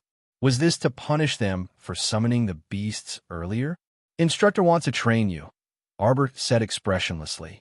It was fine if she secretly cheated alone, but if she cheated with a group of people, wouldn't the instructors be able to tell at a glance? At this moment, the instructors were only suspicious of her. They hadn't figured out how she could be so relaxed and fast. It should be known that people who took this high-grade flight pill could fly for at least 4 hours unimpeded, and their flying speed was comparable to some flying mystic beasts.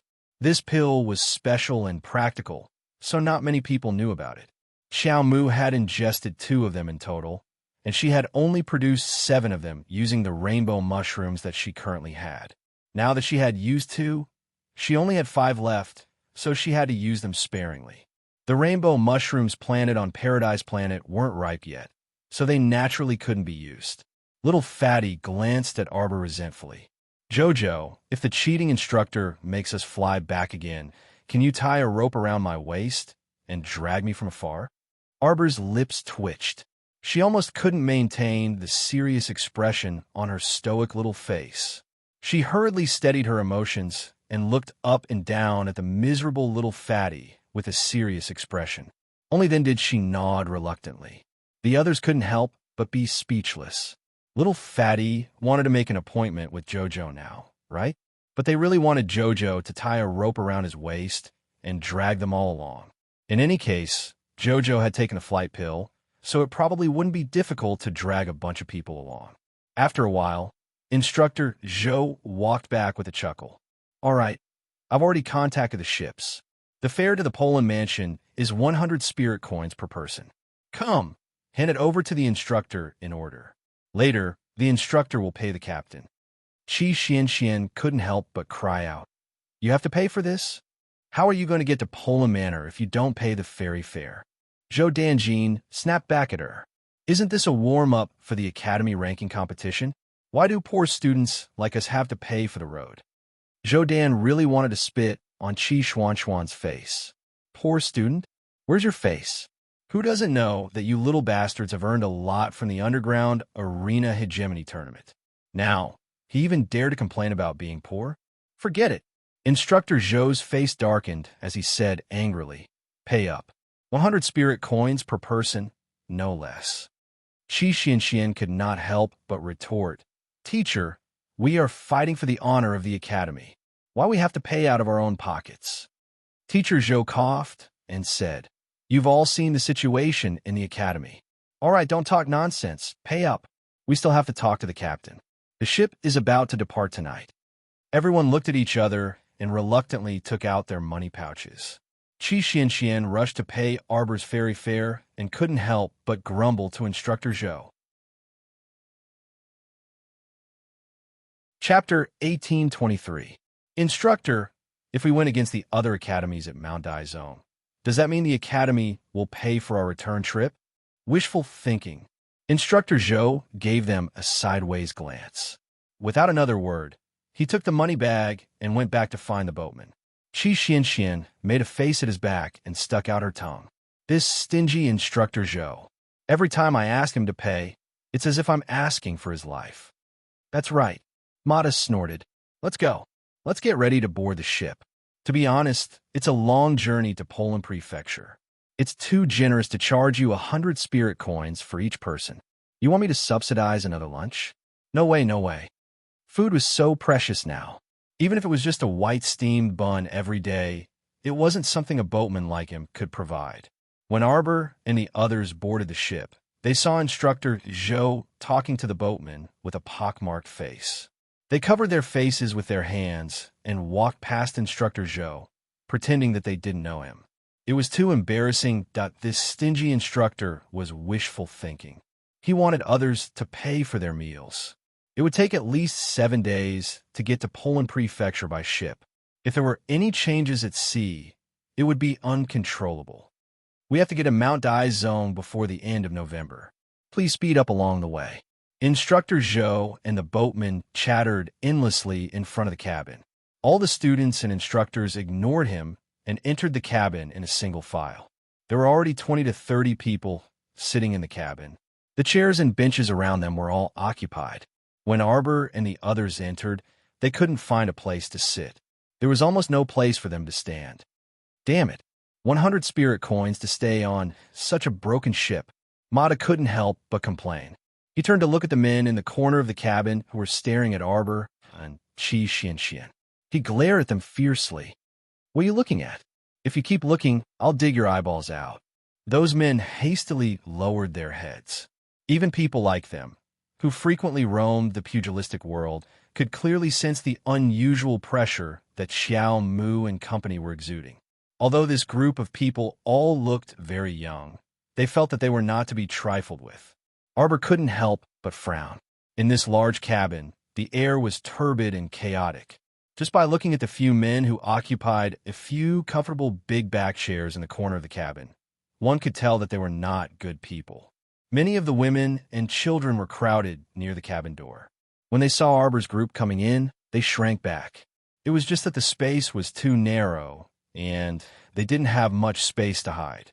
Xiaomu nodded slightly at the middle-aged woman who was hugging a little girl and shrinking to the side. Although her small face did not have much of an expression, she said very gently, it's fine now. In fact, in her previous life, she had experienced much worse conditions than this. It was just that he was used to living like a prince in this life. Suddenly changing to such a bad place, he was a little uncomfortable at first. Arbor pulled Qi Xianxian to sit next to the woman who was hugging the child. He gave Mata, little Fatty, and the others a look, asking them to find a place to sit. In this large cabin, it was somewhat inconvenient for men and women to squeeze together. Fortunately, the men and women consciously sat separately, leaving a particularly narrow path in the middle. Chapter 1824. In reality, Arbor could release that 3-story ship. However, she would not be able to explain it to the mentors. Furthermore, she did not want to receive special treatment everywhere. Murong Sun once said that going out into the world to gain experience was also a way to increase one's strength. Surviving in a vile environment was a very good way to gain experience. Moreover, she had already boldly used the flight pill that was used to cheat and secretly cheated the mentors. Now, she wanted to be more honest and follow the mentors down to earth. Cough, cough, cough. A strange smell assailed their noses. Arbor hastily covered his nose with his sleeve. Qi Xianxian also hastily covered her nose and mouth with a slight frown. Inside the ship's cabin, the burly men sitting comfortably in the corner couldn't help but start cursing. Arbor only needed to ask around to know that a little boy next to them vomited. He was probably seasick. However, the ship had just started sailing, and it would take at least 7 days to reach Poland Manor. Wouldn't the little boy vomit and faint on the way? Arbor took out a medicine bottle and poured out a pill. He handed it to the woman holding the child. Pass it to the child. It can stop the dizziness. The woman hastily accepted it and passed it to the boy's mother. Not long after, the woman holding the child quietly said to Arbor, "Miss, the child's mother sent a message to thank you. The medicine is very effective. The child is much more spirited after taking it." Arbor nodded, but didn't say anything. This was just a small matter. An anti-dizziness pill was really not enough to reach the apex. The little girl in the woman's arms was about 5 or 6 years old. She opened her large eyes and cleverly glanced at Arbor and Xian. The woman hastily smiled and said, "My surname is Qi. How should I address you, Mrs.?" "Just call me Ah Qiao." "Xian. Miss Ah Qiao, Miss Xian." The woman hastily nodded and said, "Our ship is heading to Poland Manor, so it should take several days on the way. If the child has disturbed the two ladies, please forgive him." Arbor nodded. "It's not noisy." In fact, the little girl had not said a single word from the beginning to the end. She had been very quiet the entire time, but her eyes had been curiously looking at them, strangers. The young woman smiled. "Are you two young ladies going to Poland Manor to look for your relatives?" Xian couldn't help but laugh. "Sister Qi, we are heading towards that academy in Poland Manor." Xian had forgotten the name of the school and hurriedly turned around to ask Arbor. "Heaven Bestowing Academy," Arbor said expressionlessly. "Ah, yes. It's that heavenly academy." He didn't know what they were up to all the time. They had changed the rules of the competition at the last minute and had to enslave this group of students to go to Mount Dai's zone to beat corpse puppets. The woman immediately widened her eyes and covered her mouth as she softly exclaimed, "Could it be that the two ladies are spirit masters?" Arbor did not reply. Xian shook her head and smiled. No. She was only a little level 14 mystic cultivator. He wasn't lying, was he? When the woman continued to pursue the matter, the two of them only picked a few simple things to talk about and didn't continue speaking. Arbor closed her eyes to rest. Seeing that they seemed to be quite tired, the woman was too embarrassed to continue rambling.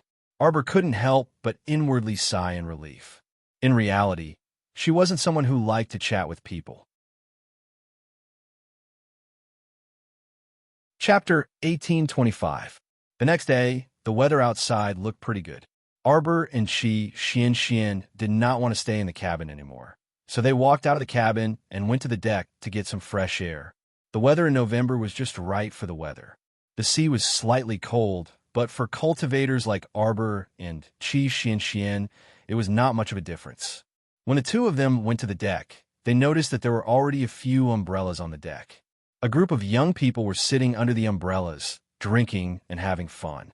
When they saw Arbor and Xian, the group of young people's eyes lit up. One of them hurriedly stood up and said, "Two ladies, I didn't see you yesterday." Xian was stunned.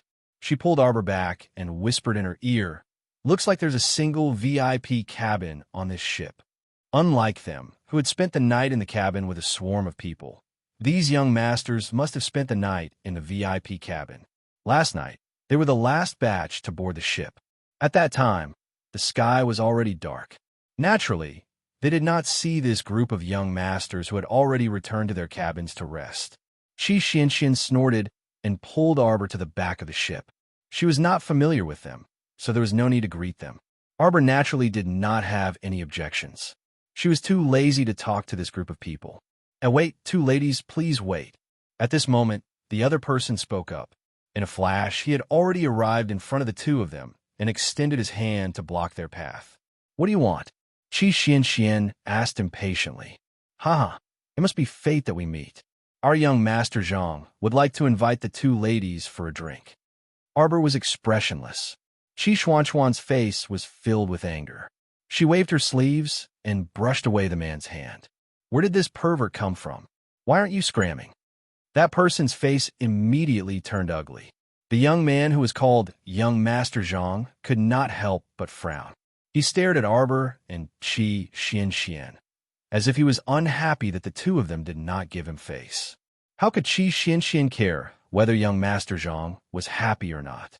It was even more impossible for Arbor to do so. He didn't even glance at them from the corner of his eye. The young master who stopped the two of them couldn't help but feel a little angry. "Ladies, You probably don't know the identities of us brothers. This is Zhang Wudan, the second young master of the Zhang clan on Honyuan Island. I am Tai Feng, the son of Shuntian Prefecture's head steward. Arbor silently glanced at the person who was talking nonstop and glanced at Qi Xianxian from the corner of his eyes. Xianxian immediately understood, and without another word, she sent a flying kick over. Typhone was caught off guard and was sent flying by Qi Xianxian's kick, crashing heavily into an umbrella. The entire deck was filled with cries of surprise. Tables collapsed to the ground, and cups and plates were scattered all over the place. Xiaomu hastily tugged at Xuanxuan's leg and promptly slipped away. After entering the cabin, Arbor could not help but facepalm. Why did you kick him? Qi Xianxian looked at her with a dumbfounded expression. You just gave me a look, and I immediately understood. Aren't you asking me to kick him? Arbor was speechless. This sister only wanted you to stop talking nonsense with him. Indeed, in this world, other than young Master Mo, there was no one else who could understand her gaze. I will give you 2 more chapters in the morning. I won't talk about this week's troubles. Talking about it makes me cry. I only have time to write at 10 p.m. every day.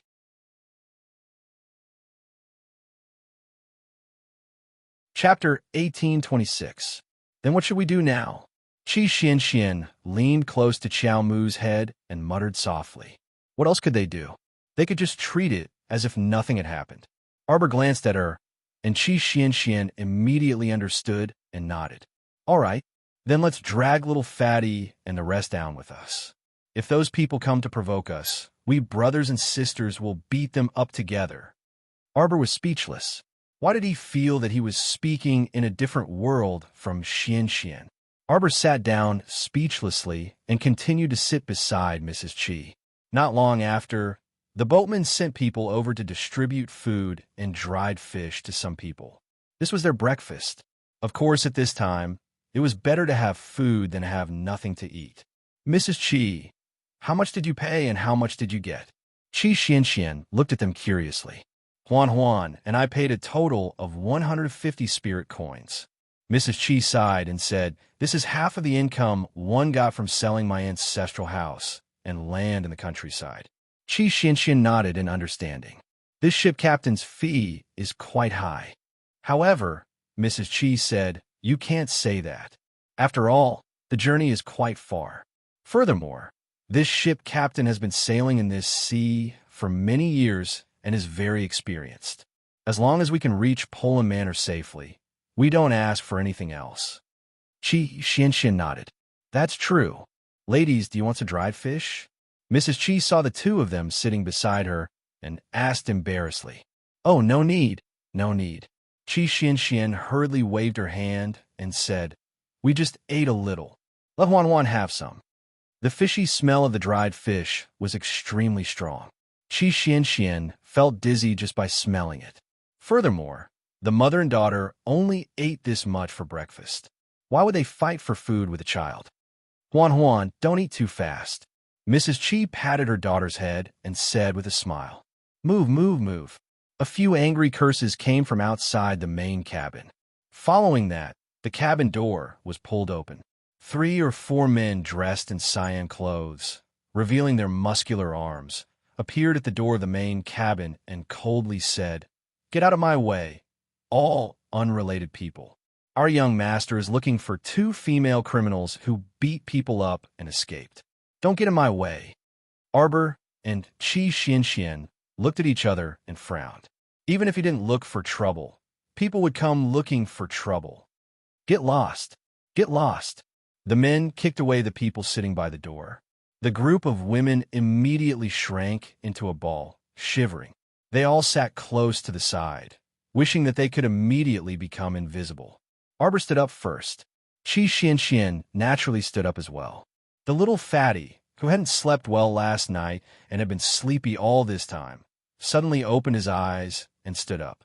He roared at the men, What are you guys doing? The green-clothed servant glared at the little fatty. Damn fatty, sit down. It's none of your business. The 2 of you, come out and follow us to see young master. Oh, these kids are pretty awesome. Before Mata could finish his sentence, Instructor Zhou smacked him on the head. Speak properly. Don't act like a hooligan. Mata's mouth twitched speechlessly. He walked out of the crowd and stood beside the little fatty. What's the matter? Were we on a mission to arrest someone? Aren't you just a few servants and lackeys? Don't be so arrogant. Be careful not to kick an iron plate. Chapter 1827. What? Brother, do you mean that you are those iron plates? When the servants heard this, they laughed wantonly. Mata, little fatty, and the rest were all wearing the academy's training uniform. In order to increase their income and reduce their expenditure, they were stingy. Every student was given a set of cloth clothes. The clothes of the two female students were made of slightly better quality cloth, while the male students were all dressed in the same gray cloth. Duan Muqing, Lu Yu, and the rest thought that the academy's uniform was too ugly, so they kept it at the bottom of their chest the day it was sent. Only little fatty and Mata wore the academy's uniform all day long. They said that they didn't need to wash it if it was worn out, so they could just throw it away like wiping the floor. The servants didn't care about the commoners who wore cloth clothes. In their eyes, Mata and little fatty were poor people who were squeezing into the main cabin. Their young master had to spend thousands of spirit coins every day to stay in the luxurious and noble cabin. How could these commoners compare to their young master's family background? Not at all.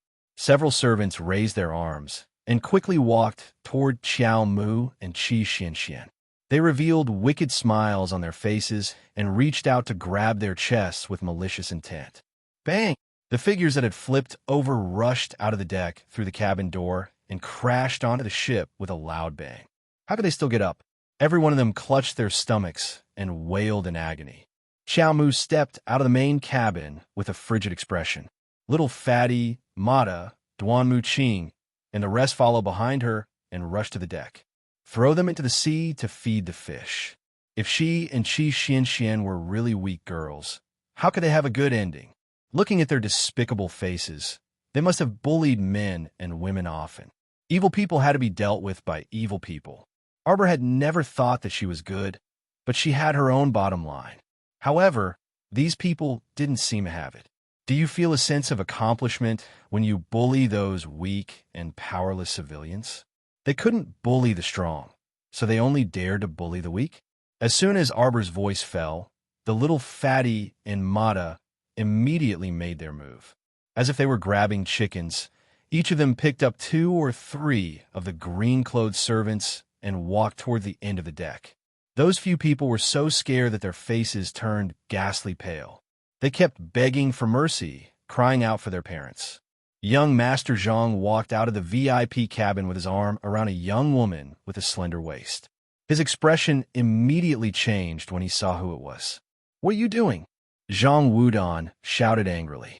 Typhon also came over. Seeing the 4 or 5 servants being caught like chickens, his face changed. "Let me give you a piece of advice. Quit while you're ahead. Don't be so shameless." Plop, plop, plop. After a few splashes, the 4 or 5 people were mercilessly thrown into the water by Mata and the little fatty. "How dare you?" Young Master Zhang roared, "Attack!" Immediately, 4 or 5 figures darted out from behind him and rushed towards Arbor and Qi Xianxian. Qiao Mu's expression chilled, and a wooden vine that slithered like a snake slithered out from her wrist, whipping the people's running feet with a swish. Pa! Immediately, one of them was tripped by the wooden vine and fell heavily to the ground. Arbor didn't say anything else. She raised her knife and cut off one of that person's ears. A trace of fierceness flashed across her eyes. "Kill them.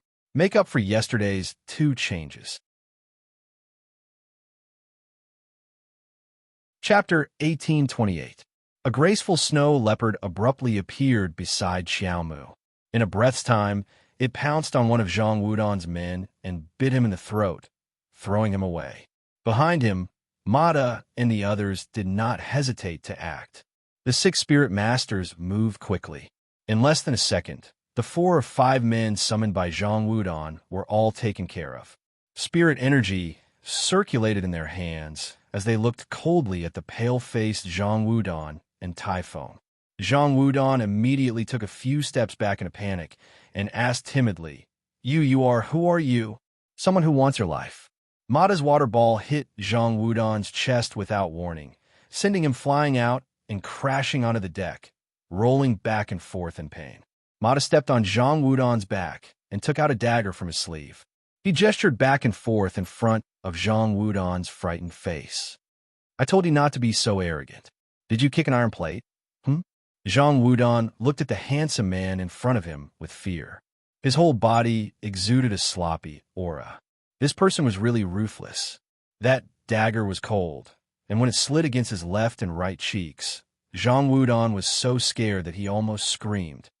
Don't kill us, don't kill us. Tai Feng knelt on the ground in fear. He repeatedly cupped his hands and begged for mercy. Yes, we were blind. We didn't know who you are. Please let us go. My father is the head steward of Shuntian Hall. Pa. Xiaomu slapped the left side of Tai Feng's face heavily across the air, and a cold glint flitted across her eyes.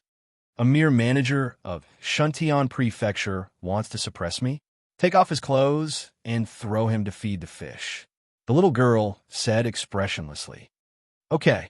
Mada laughed heartily and kicked Tai Feng's head. Tai Feng was rolling on the ground in fear. Mada picked him up with one hand, as if he was carrying a chick, and strode forward. No. Tai Feng was so scared that he peed his pants that his face was even paler than a dead person's. As he begged for mercy, he cried, Young masters and young misses, this lowly one was blind. This lowly one won't dare to do it again. Please let me go. Sob. Wait, everyone wait. Hearing the news, the captain of the ship immediately rushed onto the deck. When he saw Mada holding Tai Feng in one hand and throwing him outside the mast, his face changed. No.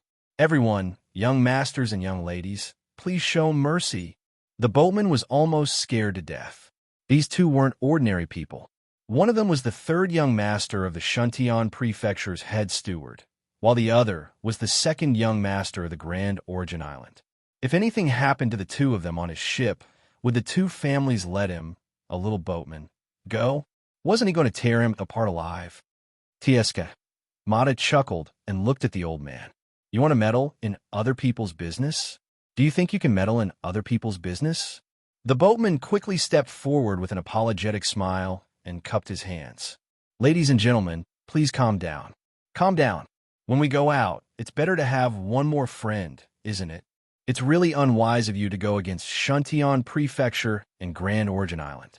Haha. Shuntian Prefecture and Grand Origin Island? If you offend me, you'll be in trouble too. Chapter 1829. With that, he loosened his grip. That boatman's expression changed drastically, and he ran forward in a panic. He saw that Tai family's third young master was thrown into the sea by this vile-looking man. With a splash, he created a big splash on the surface of the sea. Arbor's lips curled up, and he casually flicked a pill into the sea, a cold smile on his lips. Since they kept coming here to court death without knowing what was good for them, why shouldn't she grant them their wish? On the other side, the little fatty also kicked Zhang Wudan into the sea, startling that frail and delicate girl into shrieking. Arbor swept a cold glance over and coldly said, You want to play in the sea too? That girl immediately didn't dare to speak. She shut her mouth tightly, hugged her head, and shrank to one side, looking at Arbor's group before her as if she was looking at a ghost. Hurry up and save them. Hurry up and save them for me. The boatman anxiously cried out and hurriedly ran, instructing the assistant beside him to lower the small boat, while he planned to jump onto the small boat to save them personally. Boss, look! Suddenly, a worker let out a cry of alarm. The boatman's heart immediately thumped, and when he looked at the sea with furrowed brows, he almost spat out a mouthful of old blood. He saw that on the surface of the sea, dozens of sea sharks had gathered out of nowhere, baring their sharp teeth, and were tearing at Zhang Wudan and Tai Feng in the sea. Both Zhang Wudan and Tai Feng were shocked, and their hearts were filled with fear, but in the face of the sea sharks' attack, they still unleashed their greatest survival instincts. The two of them jumped out of the sea at the same time. However, in less than a second, They crashed heavily into the sea. Only then did they realize that the mystic energy around them had been sealed by someone. Zhang Wudong only felt that a piece of her left leg was bitten off by a sea shark. After fresh blood flowed out, it attracted carnivorous fish from all around, and they quickly surrounded them. How would the boatman dare to get off the boat to save them at this time? He was just an ordinary commoner, just slightly more powerful than the average person. Even young Master Zhang and young Master Tai couldn't deal with Hai Sha, so how could he win? However, he couldn't just stare blankly and watch the two people fight to the death with the shark in the water. If this matter were to spread out, he reckoned that he would be killed 4 or 5 times by Ashuntian Hall's great manager. Quick, save them. Save them. How do we save him, boss? With so many sharks below, who would dare to go down? The few crew members felt their eyelids twitching wildly. If they continued to attract sharks, perhaps their small ship would be attacked by the sharks and capsized. Don't fucking bullshit. Hurry and save them. Drag them up, drag them up. Use the sling. Get the hook over here. Quick, quick, quick, quick. The boatman hurriedly took the tools handed over by the crew and threw them into the sea, which immediately caught young Master Zhang's collar. Everyone worked together and pulled young Master Zhang out of the sea. At the same time, a small sea shark was also pulled out of the sea because it was biting young Master Zhang's left leg. Zhang Wudong let out a mournful scream. One person and one sea shark fell onto the deck at the same time. The boatman hurriedly called for the crew members to surround and attack that sea shark, chopping it into several pieces with a flurry of blades. Everyone heaved a sigh of relief at the same time.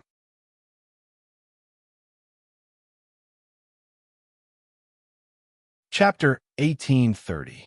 Following that, the boatman and the crew used the same method to pull the dying Typhoon out of the sea. Although Typhoon was unconscious, he seemed to have fainted due to fear. Only his arm was bitten twice, but the rest of his injuries were not serious.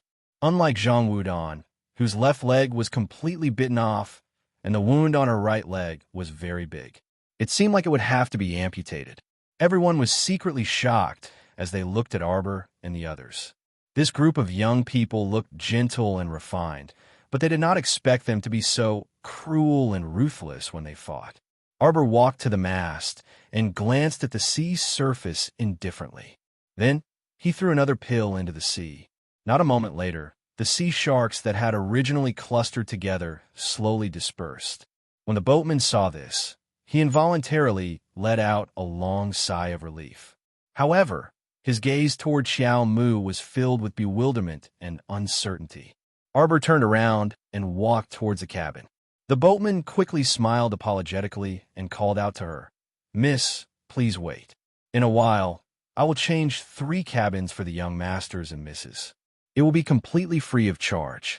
I hope everyone can live comfortably." Arbor raised his eyebrows slightly and did not say much. He turned around and left. Qi Xianxian glanced at him indifferently and said with a smile, "Then we will have to trouble you." The boatman was probably scared out of his wits by the commotion they caused. Actually, everyone did not care whether it was a large cabin or a small one. After all, they would arrive in 7 to 10 days. They did not care if they were a little tired during the journey. However, the boatman obviously did not think so. After experiencing this wave of events, the boatman could not wait to worship Arbor and the others. Thus, Arbor and the others lived very peacefully for the next few days. The 5 mentors benefited from the students and also received 2 noble cabins. They did not have to squeeze into the large cabins with the others. Most importantly, they did not have to spend money to compensate for the difference in price. Only a fool would reject such a good thing. Arbor and Xianxian naturally stayed in the same cabin. When he saw Xianxian coming in with 2 washed apples, he could not help but look up at her. "Hey!" Qi Xianxian walked up with a smile and sat down next to Xiaomu. "Just now, I heard that young Sir Zhang from Great Source Island has been coyly refusing to amputate his leg for several days. Unfortunately, his leg is about to rot, and if he doesn't amputate it soon, it will endanger his life. Therefore, I finally agreed to it today. Just now when I passed by, I heard that idiot shouting and yelling inside. Arbor flipped through a book and nodded with a gentle expression. If it weren't for Zhang Wudong, who was relying on his family's power to make trouble for her, she wouldn't even bother to look at him. Qi Xianxian quickly peeled the apples and passed one to Arbor. After she finished peeling the other one, she opened her mouth and took a bite. It was crispy and sweet. Qi Xuanchuan's eyes, which were exclusive to gluttons, shone with happiness. Arbor glanced at her and lowered his head, speechless. He flipped another page of the book and said softly, "When we reach Poland Manor's territory, do you want to find a restaurant and have a good meal?" Yes, yes. Qi Xuanchuan's mood immediately brightened up. Her listless appearance from the past 2 days was swept away. Arbor's lips curled into an undetectable smile. He put down the book beside him and said indifferently, "Let's go. Accompany me to take a breather." Okay. Let's go out for a walk. To be honest, I can't stand being cooped up in this cabin all the time. Chapter 1831.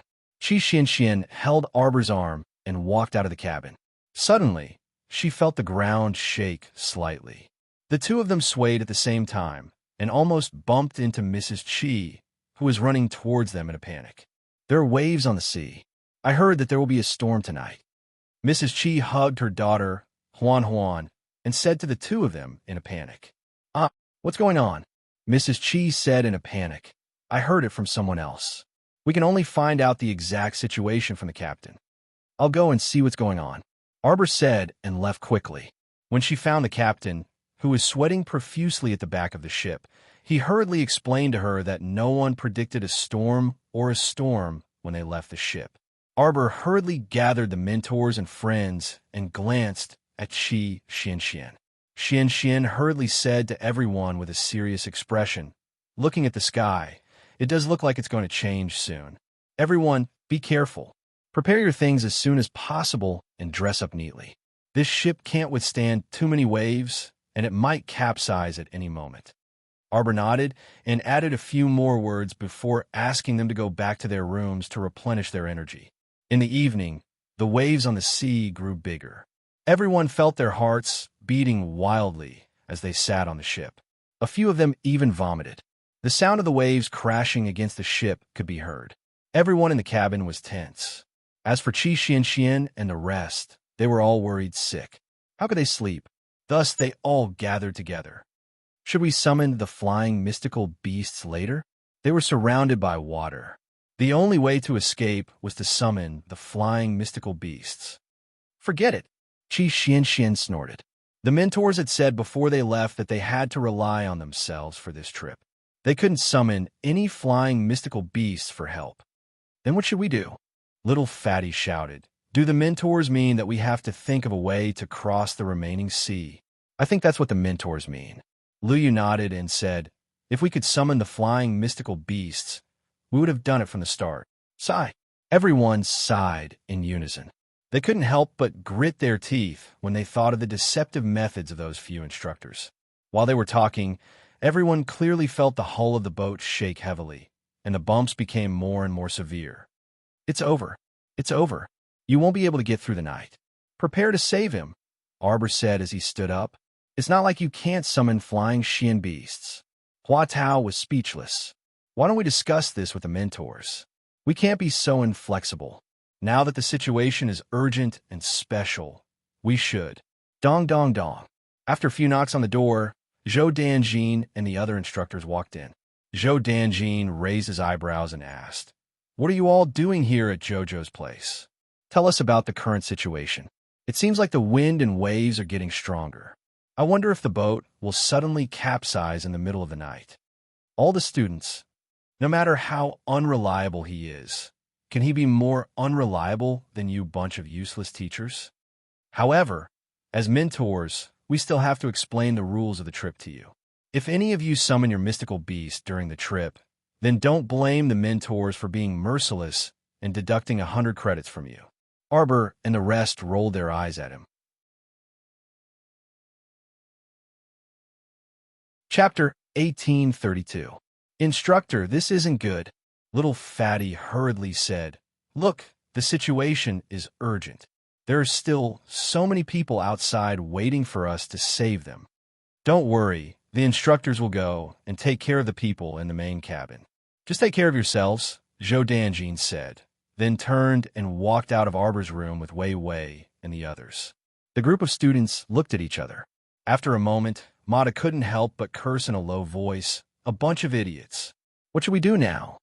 They couldn't summon their flying beasts. Were they planning on having them swim back or swim back? Arbor reluctantly took out a small porcelain bottle, poured out 2 pills, and gave one to Duanmu Qing and Little Fatty. Let's act according to the situation later. Since the instructors didn't let them use their flying beasts, did that mean they wanted them to continue flying? Although they had been on the boat for quite some time, it would still take at least 2 days to reach Pola Manor. How could they fly by themselves? Moreover, there wasn't even a place to rest.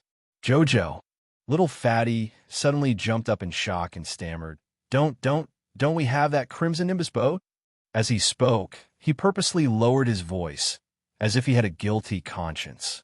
He glanced back and forth, as if he was afraid that the instructors would suddenly jump out from a crack in the ground. Arbor nodded and glanced at him.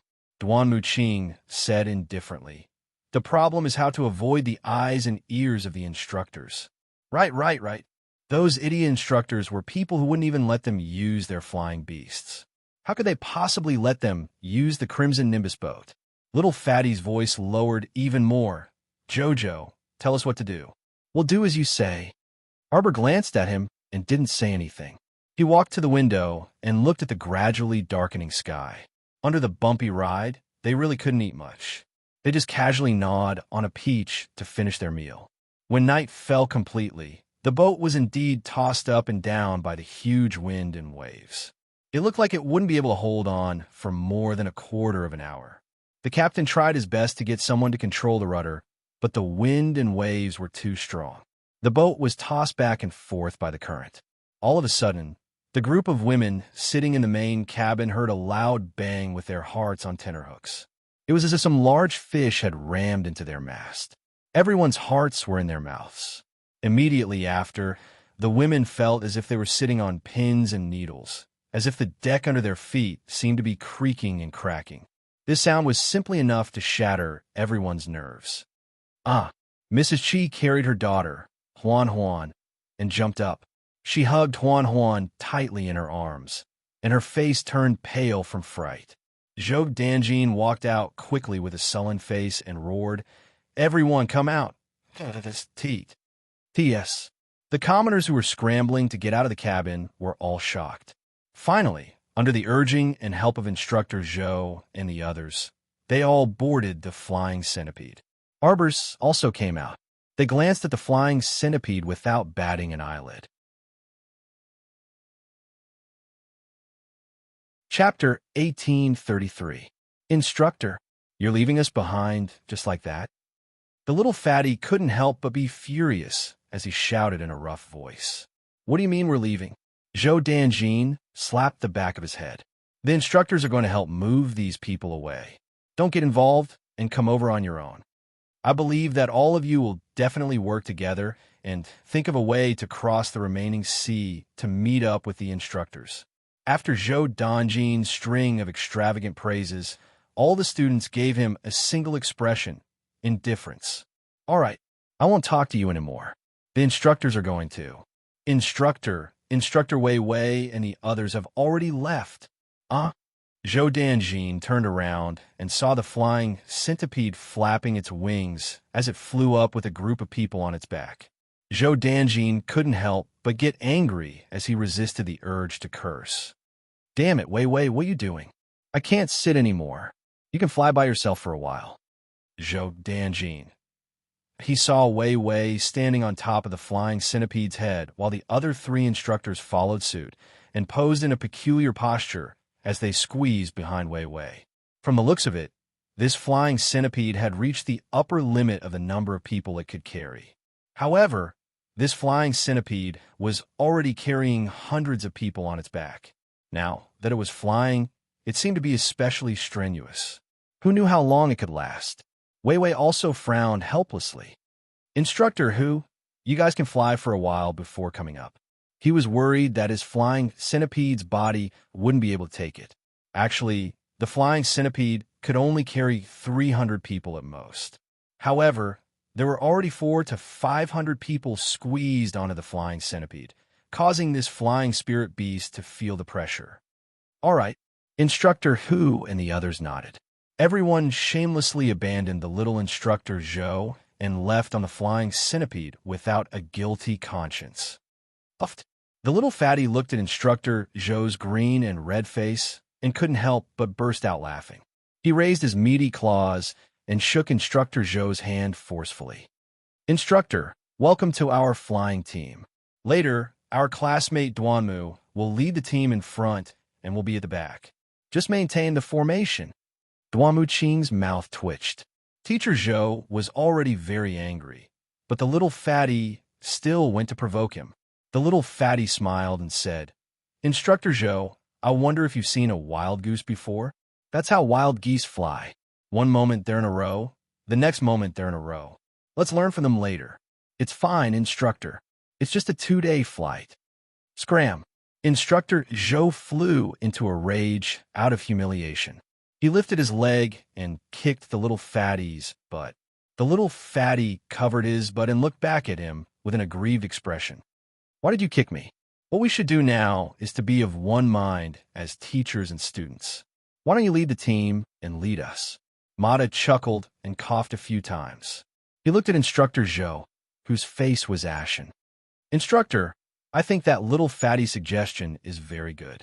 You will be our leader, flying all the way, and we will shout the slogan from behind. Teacher Zhou of the Top Academy. Teacher Zhou of the Top Academy will definitely encourage you along the way. Zhou Donjin's eyebrows twitched as he yelled at them. You students can fly by yourselves. Instructor, I'll take my leave first. Aya, Instructor, you're not coming with us? Mata called out eccentrically. Chapter 1834. Seeing Instructor Zhou's speed increase and disappear into the night, little fatty couldn't help but burst into laughter. You're the one who didn't want to follow us. At this moment, the ship was already sinking slowly in the wind and waves. Everyone leaped into the air and set up a defensive barrier around themselves to block the torrential rain. Arbor turned to look at the broken ship and frowned slightly. He suddenly asked, Did you see that Zhang guy? I purposely took a look just now. Zhang Wudon and Typhoon weren't on Instructor Wei Wei's flying centipede, Qi Xian said with a frown. It was possible that the crippled Zhang Wudon had already been buried in the fish's stomach. However, Typhoon only had some superficial wounds and would recover completely after a few days of rest. How could a mystic cultivator like him not be able to escape from the soaked cabin? Arbor retracted his gaze and waved his hand. Everyone saw a huge 3-story ship seemingly fly into the sea from outer space, riding the wind and waves. After it entered the water, it stirred up huge waves with a splash. Everyone was overjoyed. They finally didn't have to suffer the wind in the storm. Everyone had a ship. Little Fatty was especially overjoyed. With a ship, he didn't have to fly bitterly anymore. He even earned a flight pill from Jojo for free.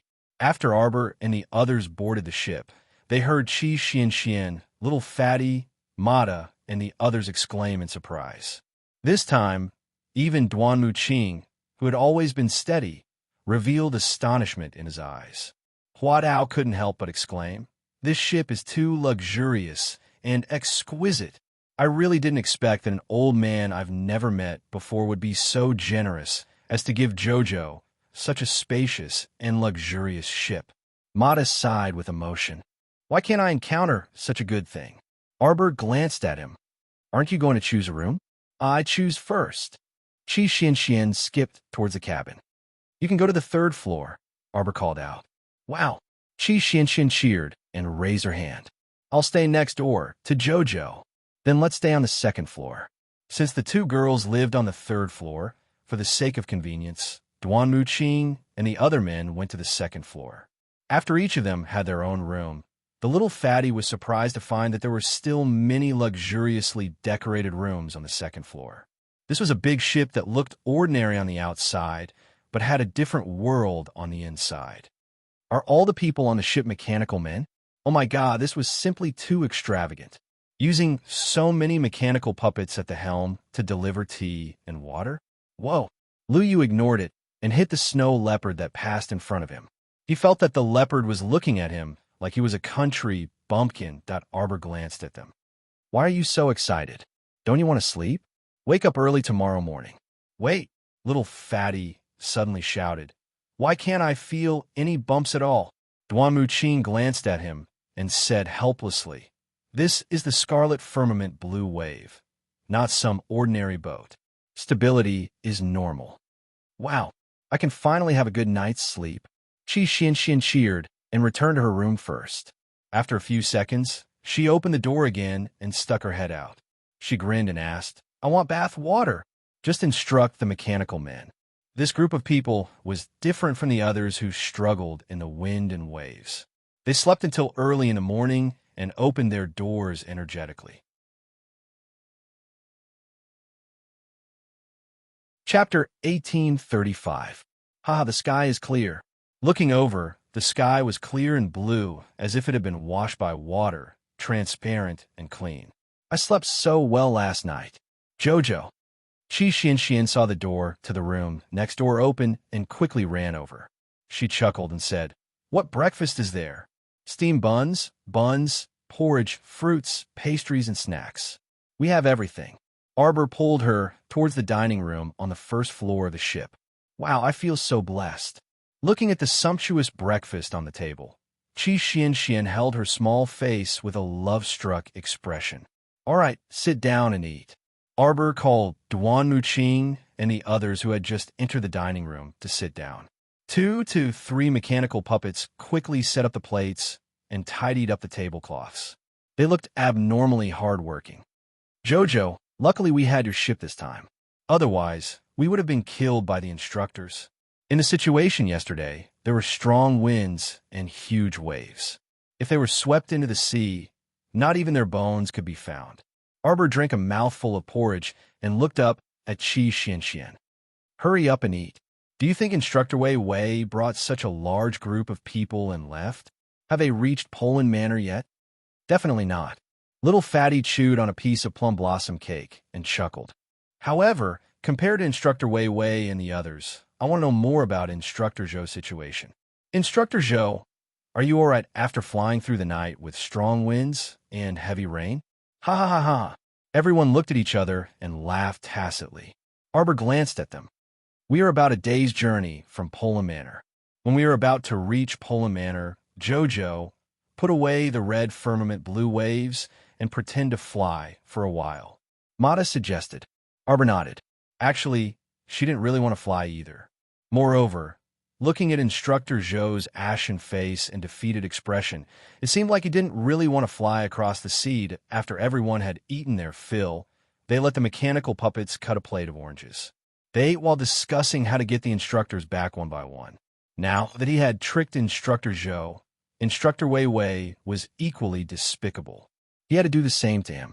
Qiao Mu gazed at them silently before saying expressionlessly, I suggest that we find a moonless and windy night to simply put Instructor Wei Wei in a gunny sack and give him a violent beating. Everyone was speechless.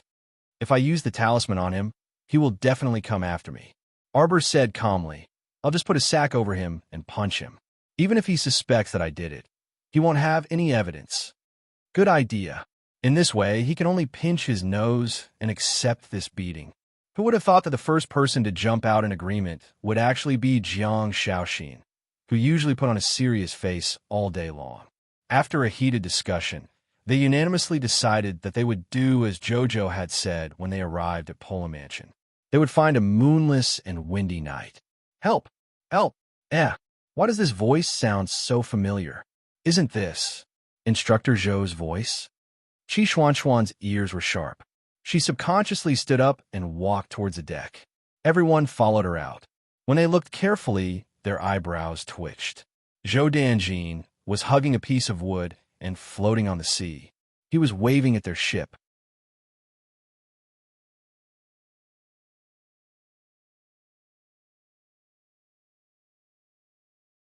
Chapter 1837.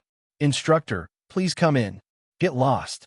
Zhou Danjin glared fiercely at the little fatty, then walked towards the cabin on the first floor.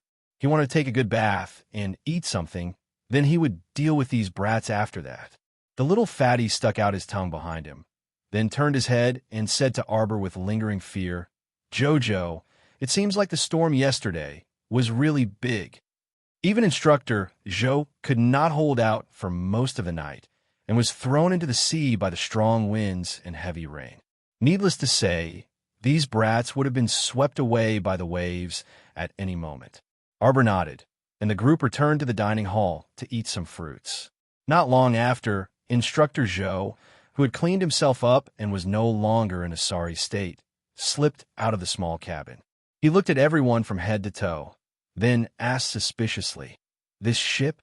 Where did you guys come from?" Hearing this, Mata immediately slapped his thigh and said, "You might not believe me, Instructor Zhou, but this ship drove itself here not long after you left.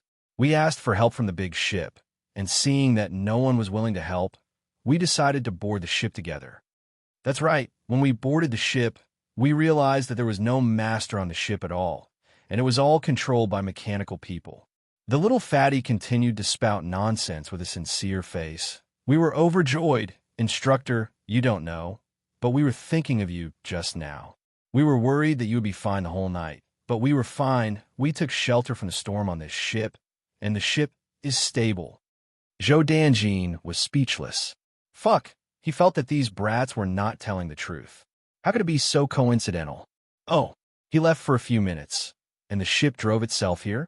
Wasn't this a joke? No, I was looking at this ship. Instructor Zhou walked around the dining hall, then looked at the gorgeous furnishings and murals around him. He stared at one of the murals, and his expression suddenly changed. This is the legendary Crimson Nimbus ship. The group of brats who underestimated Instructor Zhou's education level looked at each other, and at the same time revealed a confused expression. "Instructor Zhou, what are you talking about? What Crimson Nimbus ship? This is a legendary, sacred artifact." Zhou Danjin frowned and pointed at a mural. "Look at this mural. It's the entire process of craftsmen crafting the ship. Among them, there is even a grandmaster who was using a refining furnace to refine the essence of the materials. This process seems to have taken a long time." Instructor Zhou kept looking at the moving murals. Behind him, the group of students looked at each other and couldn't help but criticize in their hearts. They stayed here for a night and didn't pay attention to the mural at all.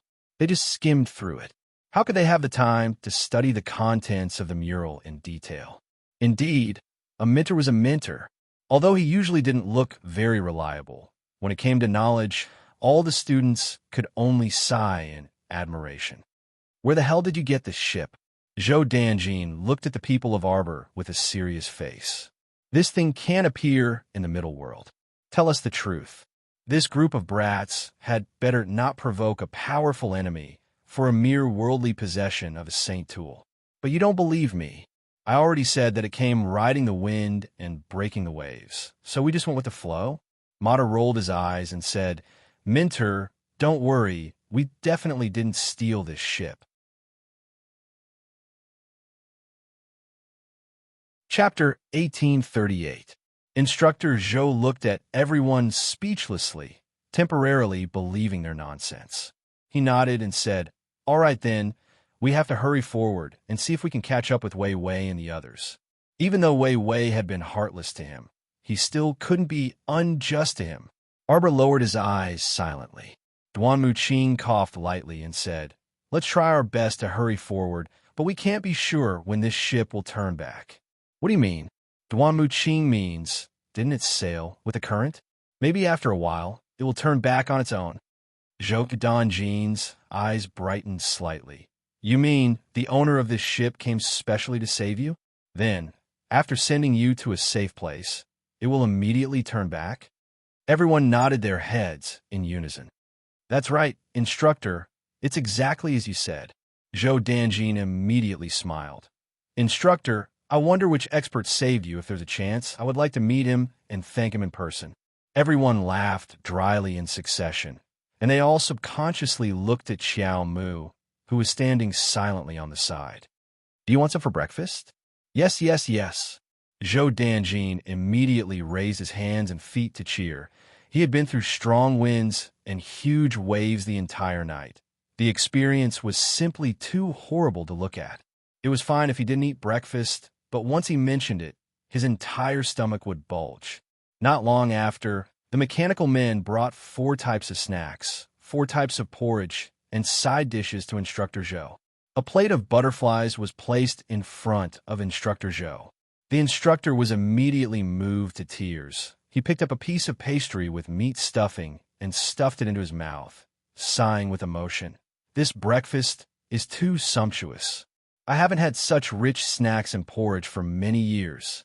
That's right, they thought so too at that time. In this day and age, to be able to eat 7 to 8 different types of dishes for breakfast, he was definitely not a typical nouveau riche. After the ship steadily sailed for a distance, Xiao Mu could more or less see the flag on the largest city along the coast of Poland Prefecture. Then, she secretly ordered the golems to feign a return voyage. Everyone rose into the air and left the scarlet firmament blue waves. Zhou Danjin stood in the air, his eyes watching the scarlet nimbus blue wave ship steadily and quickly leaving. His face revealed a slightly emotional expression. TSK, TSK. I wonder which master owns this ship. Based on the defensive ability and speed of this ship, I reckon that even if a God-rank realm expert were to arrive, he would probably be unable to break through the outer layer of defense in a short period of time, right? Looking at the scarlet firmament blue wave ship slowly disappearing into the horizon, Zhou Danjin didn't know that the rich senior he worshipped was actually Arbor. Of course, he didn't know that the scarlet firmament blue wave ship had only been taken back by the little water child. After flying for a while, they saw a huge flying centipede resting on the surface of the water. The group of commoners in the cabin had also safely gotten off the centipede's back, but many of them ran to the side and vomited as soon as they got off. There was nothing he could do about it. He was lucky that he didn't fall off the centipede's back after being tossed around by the wind and rain all night. On the side, Instructor Wei Wei's back was facing them, as if he was arguing with someone. The other person suddenly pulled out the sword at his waist, as if he was going to attack. Wei Wei couldn't help but be furious, but he was stopped by Instructor who was standing on the side, and pulled on his sleeve. Chapter 1839. Arbor and the others descended from the sky and landed beside Instructor Wei Wei. They immediately attracted the attention of the group of soldiers guarding the city gate. The group of soldiers stared at them sternly. Each of them pulled out their sabers from their waists, as though they would immediately attack if Arbor and the others dared to move. What happened? Arbor asked coldly. He was actually not very interested in this matter. Instructor who said, you all rushed over. You're quite fast. It said that there's trouble in the city and people are being arrested, so the city gate is temporarily closed. It said that it will only open in the evening. How can it be in the evening? It was not even noon yet. Making these people wait outside the city gate for 4 to 6 hours was nothing to martial artists, but it was too unkind to the old, weak, women, and children. Arbor glanced at Mrs. Chi and her daughter, who were sitting paralyzed at the side. He took a few steps forward, bent down slightly, and touched Huan's slightly hot forehead. He took out a medicine bottle from his sleeve and gave it to Mrs. Chi. Feed Huan. She should feel better after a while. Mrs. Chi hurriedly took it and thanked him. What happened in the city? Who knows? A few fishermen who were also waiting to enter the city angrily said, I heard that a few strange spies sneaked into our city lord mansion. The leader seems to have a very rare plant-type spirit beast. Arbor blinked his eyes. They stole some valuable information from your city lord mansion? I didn't hear about that. That person shook his head and said, what we know is also very limited. Anyway, the city lord mansion issued notice saying that they want to capture those people alive. I don't know what heartless things they did to make the city lords so angry. Instructor, why don't we stop wasting time here? Directly ride the flying spirit beast to that academy in Poland Prefecture, Heavenly Academy. Oh right, Heavenly Academy? How about it? Hearing this, Wei Wei thought for a moment before nodding. All right, their time was limited to begin with, and they really couldn't afford to waste time. Naturally, they couldn't just wait here.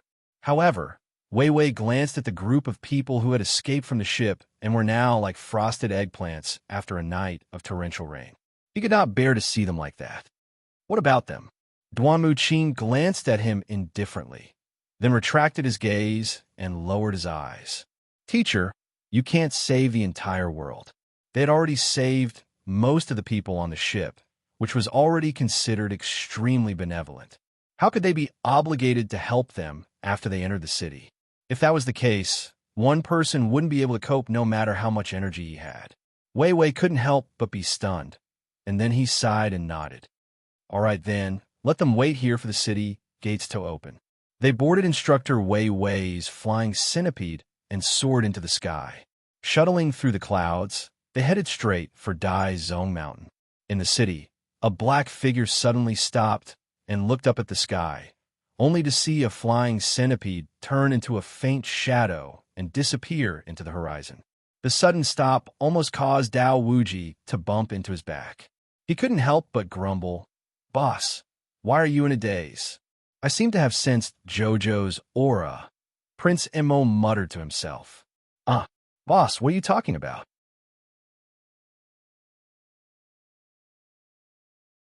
Chapter 1840. At that moment, he really felt Jojo's aura, but it came and went quickly. Prince Emo narrowed his eyes and looked up at the distant sky. After hesitating for a second, he said, "I'll go take a look first." Hearing this, Infinite Blade immediately followed. "Boss, if we're leaving together." The city in front of them was under martial law. To them, leaving or staying was a piece of cake. If they really wanted to leave this city, it would be too easy. However, Prince Mo originally planned to scout for information in the city first. But now, it seemed that Boss Missouri was leaving. Naturally, they didn't want to stay in this godforsaken place. Although this kind of coastal city was the largest city near the coast, in the eyes of Infinite Blade and the others, it was still pitifully small. Little Tai Sui glanced at Infinite Blade and snorted. If it weren't for someone alerting the city lord, would we have been hunted all over the city? Infinite Blade pursed his lips and said unhappily, "I didn't do it on purpose. When we came out of the passage, if it weren't for the fact that I fell in a bad position, how could I have fallen into the city lord's room and seen his scandal?" When Infinite Blade heard this, he rolled his eyes at Little Tai Sui. "How can you blame me for this? How would I know that when we were teleported out, there would be such a big deviation?" Infinite Blade snorted. "You were teleported to other places in the city lord's residence, and I fell into the city lord's room. This isn't something that I can control, right?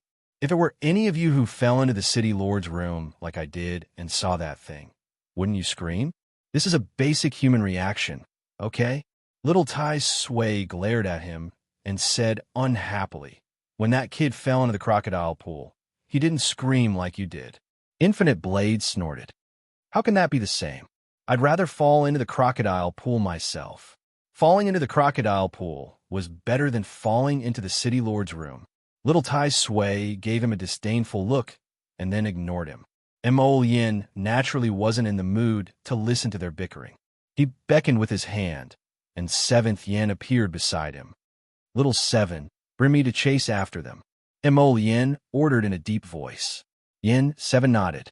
Just as he was about to transform into a dragon and soar into the sky, an angry roar came from the corner of the street. "Surround them." Prince Mo turned around with a frown and saw a fat middle-aged man leading several hundred level 7 and level 8 mystic cultivators. He waved his hand and surrounded them. This lineup was naturally enough to scare people to death on Seacombe Planet. So many mystic cultivators had suddenly appeared. But in the middle 6 prefectures, it was nothing. In a small coastal city, there were not many spiritual masters under the city lord, but there were quite a few mystic masters. Little Tai Sui glanced at Infinite Blade, and his meaning was clear. Resolve the trouble you cause yourself. Dao Wuji didn't need Little Tai Sui to say anything. He immediately took a few steps forward and stood in front of everyone. He looked at the city lord, who looked at him with disdain. City lord, what a coincidence. We meet again. Go. How could the fat city lord be in the mood to talk nonsense with him? He pointed 2 fingers, and a large group of mystic cultivators behind him swarmed toward them. You're tuning into the Romance Rendezvous YouTube channel. We're so grateful for your support, and don't forget to subscribe to join us on this incredible journey through captivating stories. Your generosity through donations truly makes a world of difference, as it's the primary source of revenue that allows me to expand and enhance this channel for you. Thank you from the bottom of my heart for being a part of this adventure.